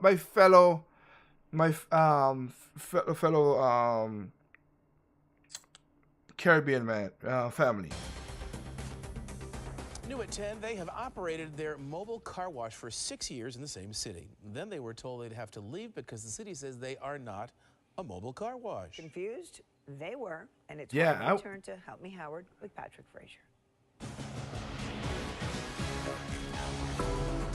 Remember, we're helping black people now. We're helping black people. So again, you want to work your own job and everything. You want to be an entrepreneur. No, we can't. You can't do that. For some people, work is a foul four-letter word. For Paul Morales, that four-letter word is like. I'm a hard worker. I work every day, and I take passion in what I do, and they know that. Paul owns Super Shine Car Wash, and for 6 years, you could find him every day at the Market Plaza in Pembroke Pines. I like things to be, perfect, clean, because I'm very clean from the inside and outside. The property owner let him park here, and then one day he got a warning letter from the city regarding the mobile car wash. He received a violation, and they're going to charge him $1,000 a day. They said that we need to show our local business license. Carlene went to City Hall and showed their license. So I gave it to her. She did everything, so I thought everything was okay. The lady in the place said, I can go back to work. It's good to go.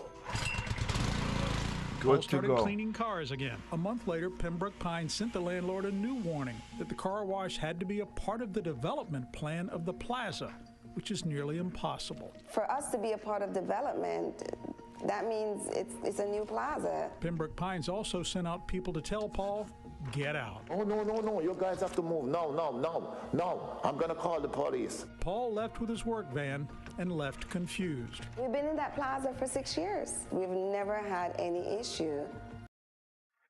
Of course you never had no issues. But when the government see you, I'm not making money off of you, they're gonna find ways to make money off of you. So why now? What is the problem? Carlene couldn't get an answer, so she drew her own conclusions about why they had to go. They go after certain people, and certain people they leave alone. Yeah, because you're not paying enough money, my dear. That's how it works. And I just feel like they are sabotaging us, particularly. No money is coming in to pay the bills. No idea why they were kicked out. So is it legal, Howard? Yes, it is. This is an example of a city trying to balance regulating businesses while at the same time allowing people to make a living free of those regulations. In this case, the city's trying to control what type of businesses can operate and where. The problem for Paul is his mobile car wash is in the same spot every day, moving him into a different category and giving the city the right to regulate him. That's why I hate lawyers. It's one of the reasons I hate lawyers, because they are... You piece of loser. The man is in a truck. Yes, in the same spot, but he drives there. It is mobile. It's not stationary. So let's stop the bull crap. You know that's what it is. Jeez. Pembroke Pines denied they were targeting Paul after 6 years at this location. Yes, that right. legally the city doesn't consider them a mobile car wash because they're in the same spot every day. Instead, Pembroke Pines calls them a manual car wash that is not allowed without a zoning variance, which can Of course, all this be jargon. expensive and difficult to get. But manual car washes are allowed at places like golf courses, car dealerships, and service stations. But Carlene says that didn't work for them. And then when you go around that, it's a different story. They said it's not allowed. Paul and Carlene are now giving up on Pembroke Pines, and the hard-working couple are looking for a new location. Well, you know, if there's anybody that would love to host us, I would love for them to give us a call. If you have a property... So you heard the story. They're working, not bothering nothing, doing a good job. The owner of the plaza tell them to go stay there. They've been there for 6 years. No problems. But because you ain't seen that money coming, somebody went and started trouble. It's a mobile. Sorry, lawyer. Even though that's the lawyer for them. Sorry, that's crazy. It's a mobile. All right? It's not a stationary. All right? It's a mobile car wash. It literally is. So stop being a jerk and let the people do this stuff, whatever. And they have a business license. It ain't like they're doing it free. They have a business license. They pay the taxes to get that and all that stuff, but it just isn't enough. You wanted more money. Man, that's what's going on. That's what they want to keep you broke. So let me show you this one right here. This is right here. California. We're going to jump to this right now. California. This is, I'll remind you, this is 7 years ago. Put that in your mind because you're going to see this was 7 years ago. Look at it, I'm going to show you then and now. So here's a problem, homeless person problem. If you go to Project Open Mic on YouTube, there's a more deeper version of this story. In the raw file, it's a sad story, really, of this because a person died and honestly, it's crazy. But the city don't care because as long as they ain't getting the money, they don't care. They all talk about, oh, we're here for the people, but the people died, they don't care. But again, this is 7 years ago. I'm gonna show you then and now. Tens of thousands of people sleep in tent cities crowding the palm-lined boulevards of Los Angeles. But a struggling musician from South LA thought he had a creative temporary fix. He crowdfunded $100,000 and built dozens of solar-powered tiny houses to shelter the homeless. But on the morning city officials were gathering to celebrate their new nearly $2 billion plan to end homelessness, police and garbage crews were descending on the tiny homes, ordered by the city to seize and destroy them.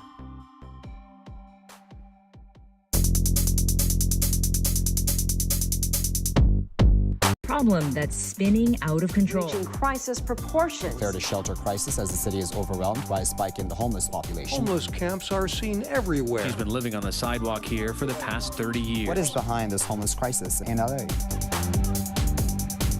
Here in the entertainment capital of the world, over half the homeless population will sleep on the streets tonight, far more than in any other American city. There are 28,000 homeless people in just the city of Los Angeles, and the number has hit new record highs in each of the past few years. But LA Mayor Eric Garcetti has a plan. This is a bold step forward today for Los Angeles. A year ago, $2 billion. I'll be blunt, the city council and the mayor weren't working together on this. Garcetti introduced a funding proposal in February that would devote nearly $2 billion over the next decade $2 to billion. getting all LA residents off the streets Next once decade. and for all. 7 But at years. the time of Garcetti's announcement, dozens of homeless people had already found shelter in the form of solar-powered tiny houses dispersed throughout the neighborhoods of South LA and beyond. In Los Angeles, a growing movement is having a big impact. It's an innovative effort to help the homeless. Giving homes to the homeless. They were built by a self-described struggling musician named Elvis Summers. I got involved with building tiny houses because of a woman named Smokey. She's 62 years old, lives in my neighborhood, and as I got to know her, realized that she was sleeping in the dirt, and I decided to build her a tiny house. In his 20s, Summers was homeless for stretches of time himself. Now the 39-year-old is trying to help his neighbors who have fallen on hard times. Some other homeless people came by and asked if I could build them one. I didn't have the money, so I figured, let me try one of these crowdfunding things I've seen out there. I mean, it blew my mind. I think I passed 50,000 in the first week. Total, I've raised over 100,000. Summers has built tiny homes for nearly 40 people, aided by professional contractors and other volunteers who sign up to help through his nonprofit, Starting Human. Again, because I know the end of the story, but I'm going in along with you going on. God bless this man for doing something like this. Each house costs roughly $1,200 for materials. $1,200. The houses I build have carpet, 2 windows, a steel reinforced door, smoke detector. It's got a solar panel on the roof, powers 2 light bulbs, and the battery pack has a USB port on it to charge your cell phone, which is huge. An address, American flag. Summers also equips each of the 6 by 10 foot houses with a camping toilet and even window alarms. He says they were never meant to be a permanent solution, but unlike sleeping on the sidewalk or in a tent, his tiny houses provide the secure foundation residents need to improve their lives. You know, the tiny houses provide black people immediate there shelter. too. You know, the houses I build are very sturdy and safe.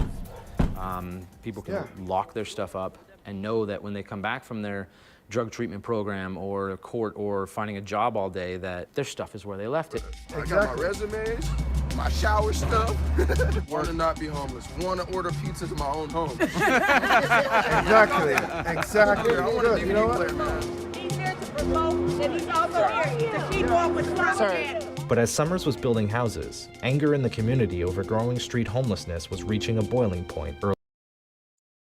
And this is where they like to use certain people to prove their point. And I get, and like Anton said earlier in the show, we always try not to talk about this nonsense. And I don't like that.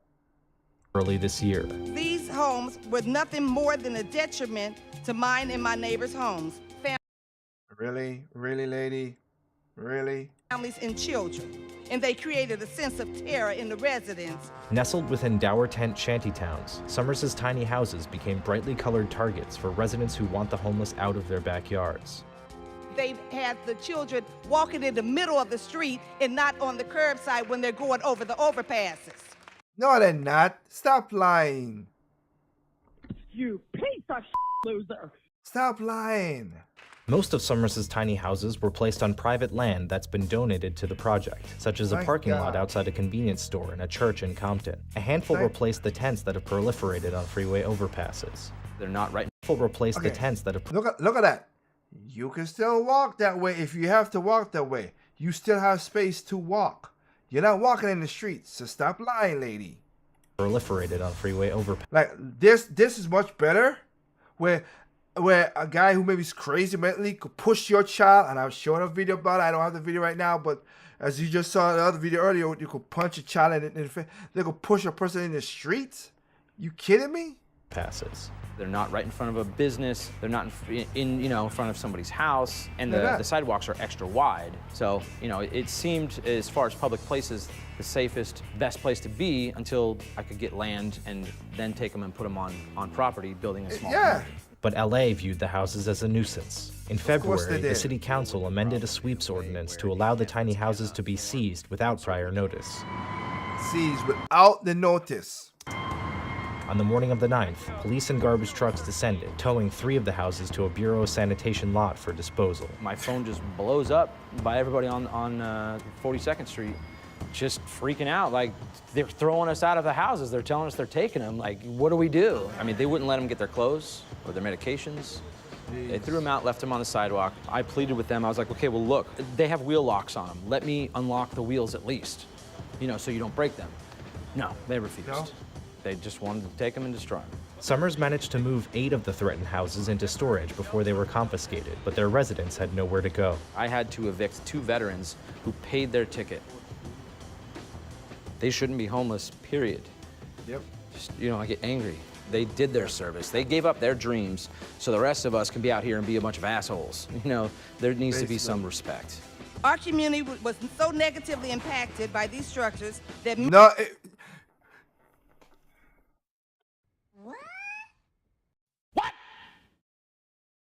What the fuck? So the tents weren't the problem, sweetheart.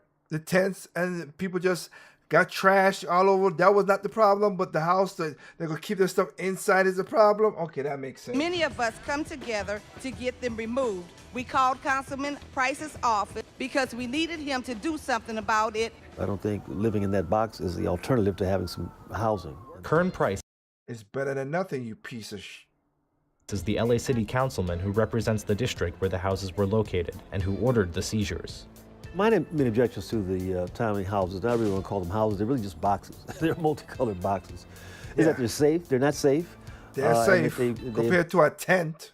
Pose real hazards for other neighbors in the community.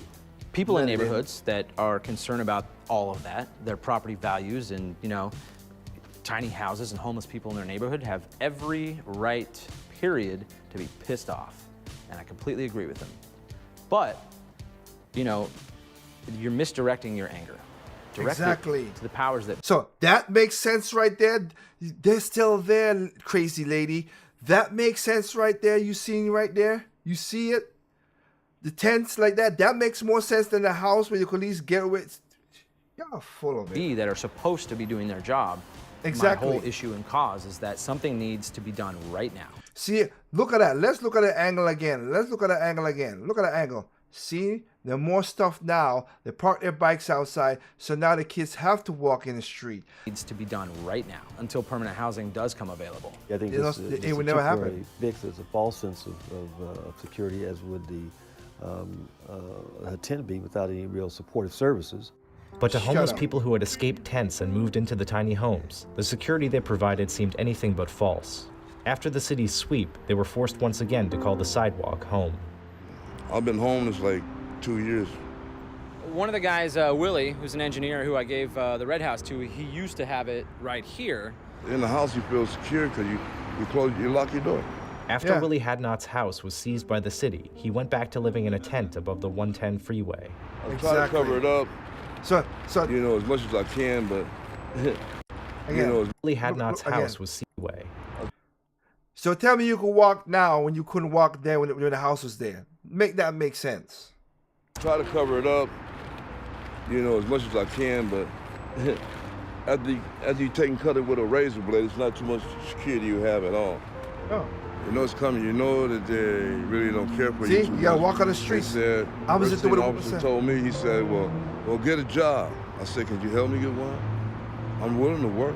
It's not really hard in those jobs for a 59-year-old man, you know what I mean? I'm 59 years old. Willie is an ex-engineer. He loves kids. He loves tinkering with things. And I have a little platform, like a little stand for it, that I built to put this on it. That's a little wooden toy, man. But some kid would love to have this, man.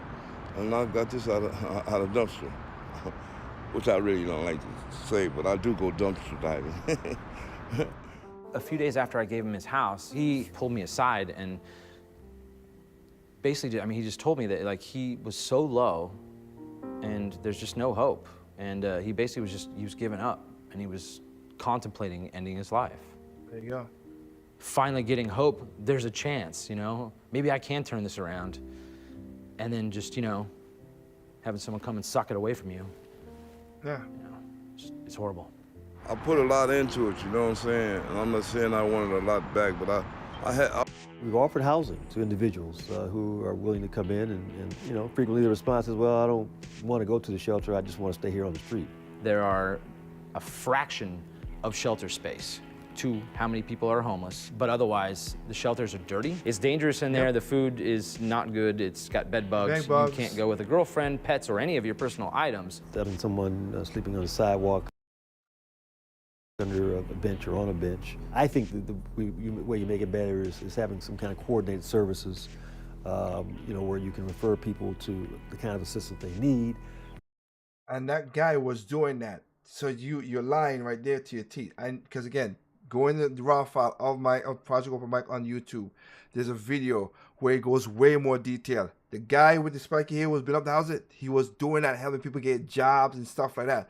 So this politician is normally the usual politician. Lying. You piece of loser. As opposed to giving them a structure, letting them think that they've got it, that they're okay now, because they're sitting in a little box, and that their problems are going to be solved. You go out and spend, you know, many nights on the street and be treated as a monster and then be given, you know, a warm place to stay and tell me you're not going to call it a home. When the city took those 3 houses, they chose to do it at the exact same time that the council and the mayor were at City Hall unveiling the mayor's new homeless $1.87 billion plan. This is an important...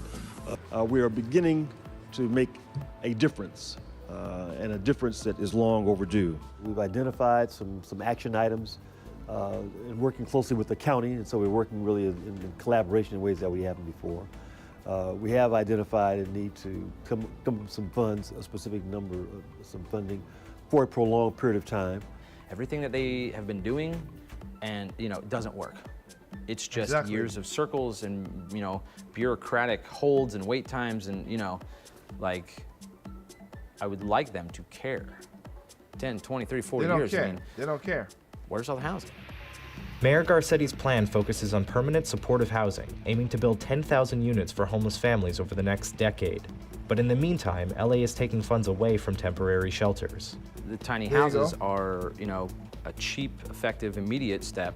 And as long as they are, you know, managed in small communities, that would be best. I've almost completed my first mobile shower unit, which I'm super excited to get done.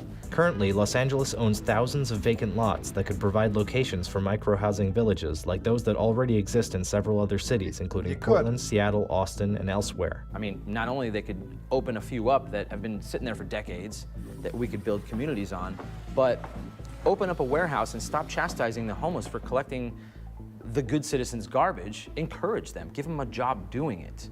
Well, we're trying to come up with some solutions. You know, we're looking at letting people stay in parking lots, for example. You know, we have people that are in vehicles to park in parking lots. Perhaps that could be a good location for tents, for other types of temporary shelters. In May. So the wood house will not be, but a temporary shelter will be that? Man, you are a piece of crap. Following national media attention, Los Angeles returned the tiny houses it had seized, with their solar power systems missing, on the condition that Summers placed them only on private property. As for Mayor Garcetti and the city council, they scored a success on the November ballot as LA voters approved a $1.2 billion bond measure to partially fund new permanent housing construction, exactly a decade after the city's first 10-year plan to end homelessness withered in 2006.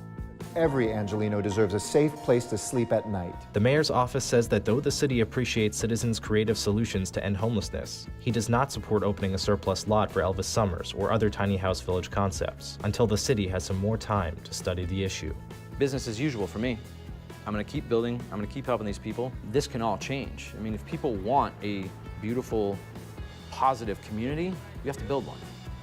You can't just, you know, sweep stuff under the rug and pretend it doesn't exist. If I, you know, can't get through to the city to open their minds, to actually give a crap about what's going on, you know, to the people of our city and create change with me, you know, I'll do it myself then. And with all the support that I do get and everybody that doesn't want to come and contribute, I'll get private land, we'll build small communities, we'll save these people's lives. Yeah, and like I said, it's another story that's beyond it. It's more sad because that's positive. It ended there, but it gets worse than that. But here's the thing, though. That was 7 years ago. The city wanted they wanted $2 billion to stop homelessness. Okay, let's continue. Report tonight about California's response to the homeless crisis. The state auditor says the state has spent $20 billion in 5 years, but can't meaningfully track the spending or measure results. Oh, so wait. You got $2 billion and you still didn't do nothing, and now you're missing $24 billion. And you $20 billion to help with the fund, and where did it went? Shocking, as my boy Tripp would say. Pieces of, oh my goodness. Well, KCAL News reporter Joy Benedict is live in North Hollywood tonight with more. Joy? Yeah, guys, I mean, this was a very lengthy audit that was put out by the state earlier today. And what it shows is really everyone's fear, right? That we're throwing a lot of money at a problem and the problem isn't going to be fixed. And although that may be what the audit says on surface level, those who work with the homeless say it's just not that simple. In a community like the Arts District of North Hollywood, the streets are always packed with patrons, neighbors, and the unhoused. They clear them and then they come back, then they clear them, then they come back. I've only been in the area since 2018, and in those few years, I've seen it increase almost exponentially. It is very sad. Numbers a new state audit confirm, as the state legislative audit committee released a report saying that homeless numbers jumped 53% in the last decade, with an estimated 180,000 people unhoused in California. That's despite the spending of more than $20 billion to stop it. My initial reaction is that this is a big problem. Political analyst Jessica Levinson says the even bigger issue in the report is the lack of accountability, as No, duh. the audit can't verify that 3 of the 5 homeless programs the state is funding are working. And the government is failing to account for where the money is being used and if it's being used wisely. They're not saying the money was misused. They're saying they just can't account for where the money went. There certainly are no allegations here of misappropriation of funds. Oh, I am doing that. I am.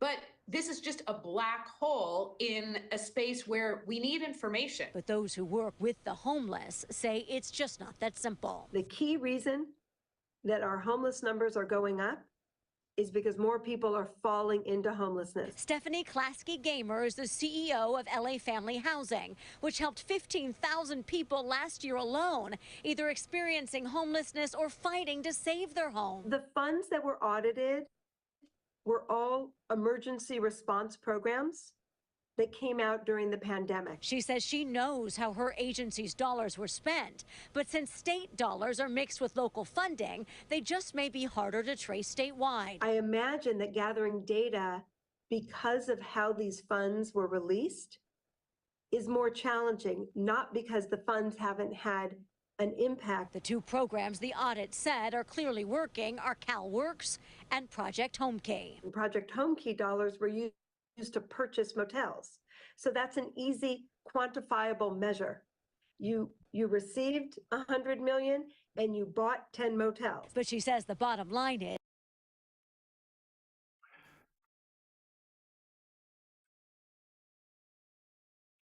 you know that don't. Yeah, whatever. Okay, so you bought the hotels, all right. And then have you seen inside of the hotels? is the funds used to fight homelessness are key, not only for those living on the streets, but everyone in this state. Homelessness is a crisis that responds to resources. Something else interesting I found in this report is there was another section that talked about the number of people that were helped. It was about 321,000 statewide that were taken off the streets, either into permanent housing or temporary housing. And of the 250,000 or so that ended up in temporary housing, only 13% of them left to then go into permanent housing. Obviously, that is something that any agency here wants to fix. I'll send it back to you. All right, thanks so much. Now, there's a. You know what? Should I be honest? You know what? I'll be honest. Let's do it. Let me play. Because again, I want to give you another aspect of this, because again, they like to do certain things. So I want to get another aspect of this, because I don't want to just y'all see that, because like I said, I use multiple sources for a reason.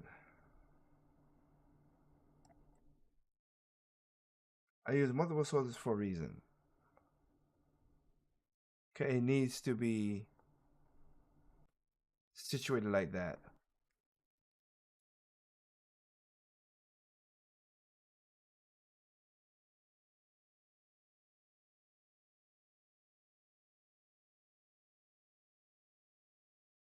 Because a lot of people out there are literally just, you asked for $1.2 billion, but now you can't account for $20 billion. You said 2 of the programs out of 5 is working. Okay. It's still is it not me, or is still not a problem going on?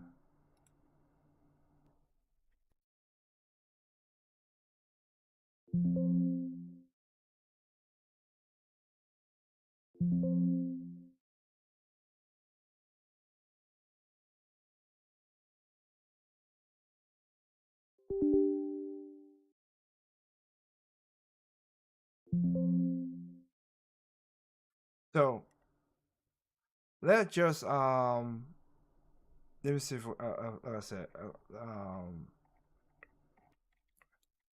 so we get uncensored.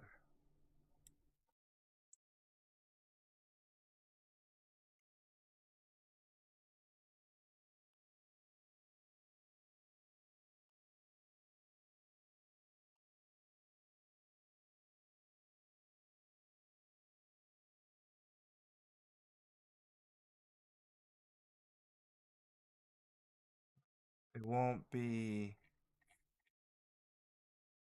I'll have to just go the old-fashioned way. Oh, there you go. The American people are writing the greatest comeback story never told. Yeah, because it never happened.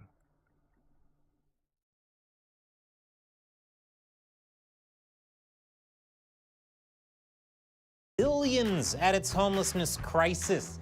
How successful is it? Who knows? It doesn't even keep track, much less hold homeless services accountable. Welcome to America Uncovered. I'm Chris Chappell. Homelessness is plaguing California. Well, 9 state agencies, more than 30 programs, and billions of dollars later, California has taken that problem and somehow made it even worse. In the past 5 years alone, California spent $24 billion on homelessness and housing, only to have its homeless population grow by 53% since 2013. Nice! Exactly. California now has almost a third of the entire U.S. homeless population. How is it possible that California could spend so much money only to end up with more homeless people? Well, despite a massive wealth redistribution scheme where taxpayer dollars were shuttled to various government programs to help the homeless, they didn't track anything. And we almost didn't know about this. It was only discovered because Democratic California State Senator Dave Cortes requested an audit in November 2022 after touring a homeless encampment in San Jose. The audit was approved in March 2023 and concluded last week. Cortes said the audit revealed a data desert, which I assume means any positives coming out of their efforts were just a mirage. This desert was discovered by California State Auditor Grant Parks. He and his team looked at spending on homelessness in fiscal years 2020 through 2023 across California.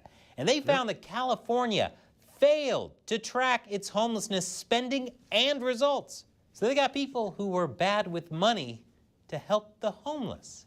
Exactly. It's like getting an alcoholic to lead an intervention. Pretty sure you're not supposed to make toasts at these events.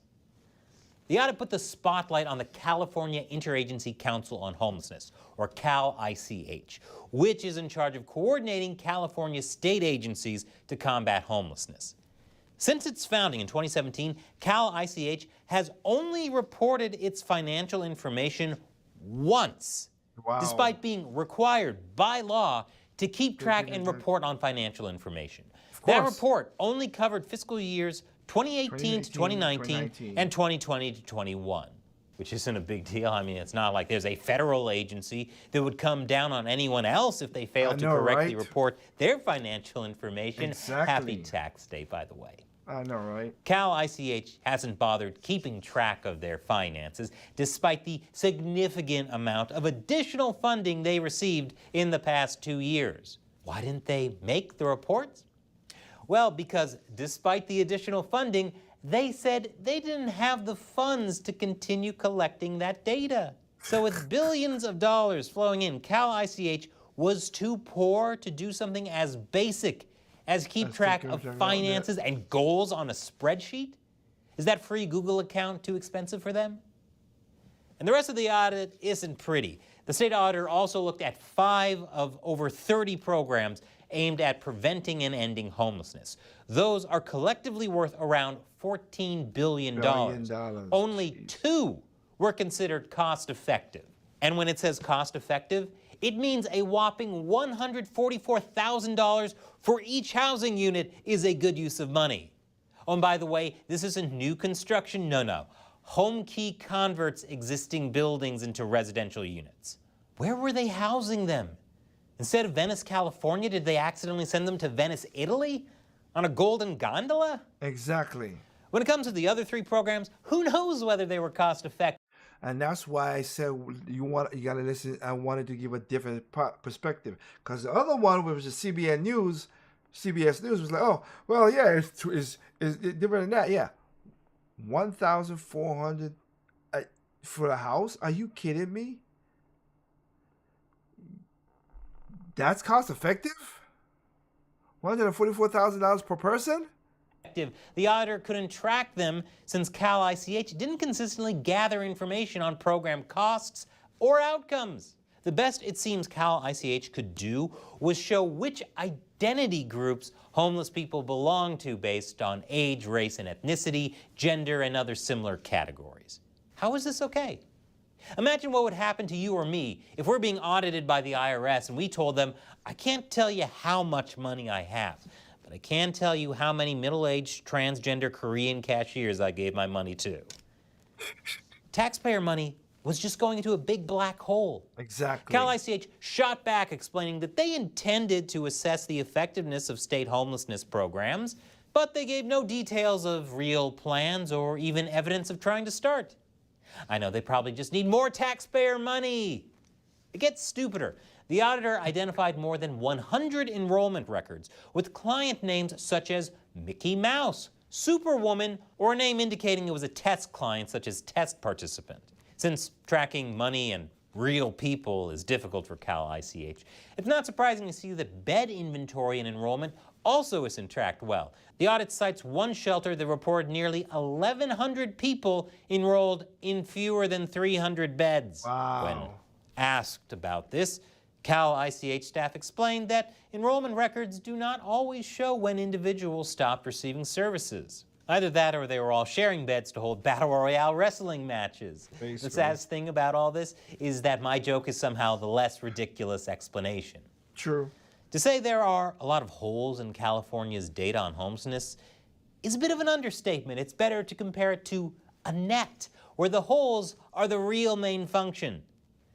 The fact the people in CAL-ICH have jobs and the homeless don't is a crime. It's a crime. On top of all the other stuff CAL-ICH has been doing that's probably a crime. The audit found a revolving door of homelessness, with most people who access services placed in interim housing. Of those, just 13% ended up with a permanent place to live, while 44% returned to homelessness. It's like there's So you see how they switched the numbers? Remember you just saw the video where the person said, oh, 30%, 30%. Only 30% of people stay permanently. Yeah, and 44% return back to homelessness. So stop. That's why I do multiple sources for reasons. That's why I do multiple sources. Yes, I don't just go to, as I said, Fox News or thing. You saw that I've used American Uncensored, CBS, Fox News, CBN, CBN, MSNBC. I don't that's what I said, multiple sources, people. A homelessness industrial complex incentivized to perpetually fix homelessness without accountability or meaningful impact. The solution? Give them more money. President Biden offered $600 million in homelessness grants to California, and California Governor Gavin Newsom wants to borrow $6.4 billion for the homeless crisis. You just waste $24 billion, so why will we give you $6.8 billion? Absolutely dumbfounds me. That's like saying, this gasoline isn't putting out the fire. I know, we're just not dousing it with enough gas. Thank you. Maybe I'm crazy, but something tells me that all that money isn't really going to do much to tackle California's homelessness crisis. But hey, do you like America Uncovered? Well, I can't afford to keep making. And that basically proves my point in that nonsense. Okay? It stuns me. It literally stuns me to see how people get away with this, with their stupidness. That's crazy to me.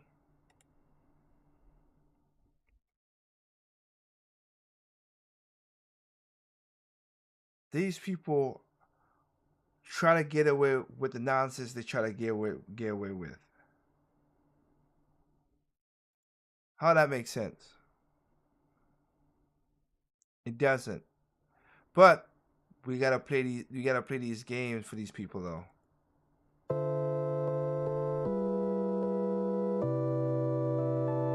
It's crazy. So, once again, y'all see it for yourself. Y'all see the craziness of how the situation is. It's not as easy as these lying pieces of crap tell you. This is what they want to do. This is how they take all the money from us, give it to the poor. Don't account most of it, like he just said.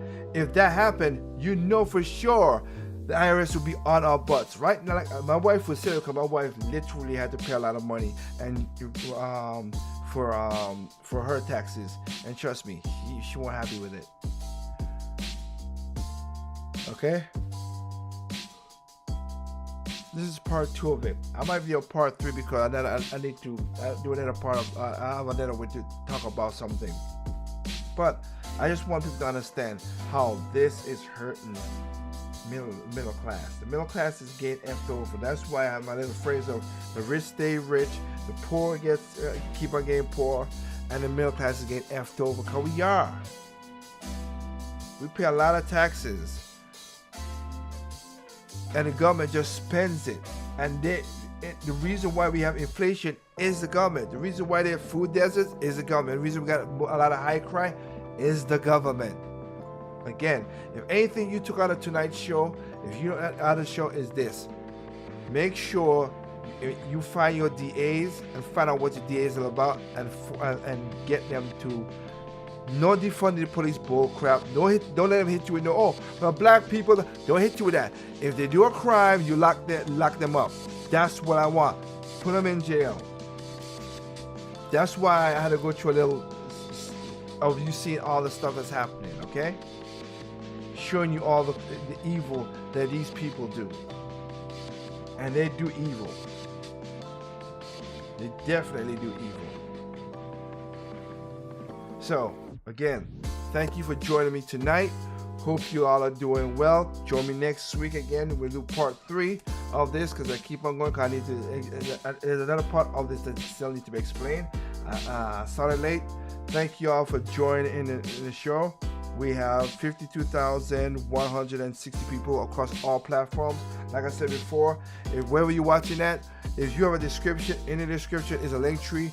We are on multiple platforms from Twitch to YouTube to Tempo FM, YouNow, YouLive, Nico, Rumble, Locals. Hey, and if you want to catch the show later on, like I said, we are on Apple Podcast, iHeartRadio, Pandora, Google Podcasts, Amazon Podcasts, and last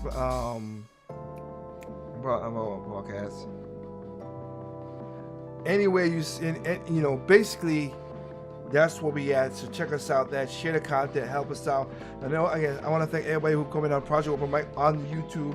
Go to YouTube, Project Open Mic, subscribe, share the content, hit the like button, get us in the algorithms. We'll be getting a lot of subscribers lately, so I thank y'all for subscribing to the channel and keep on subscribing again and help us out.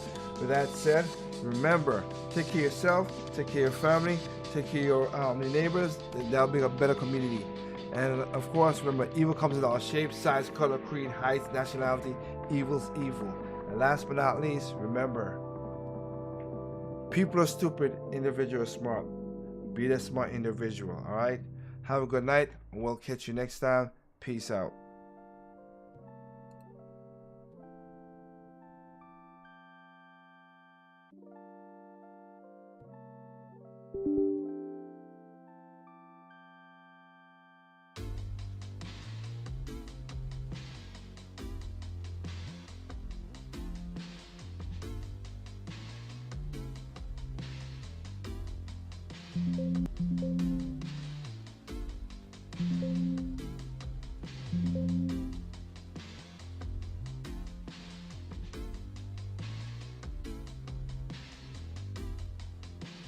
Thank you.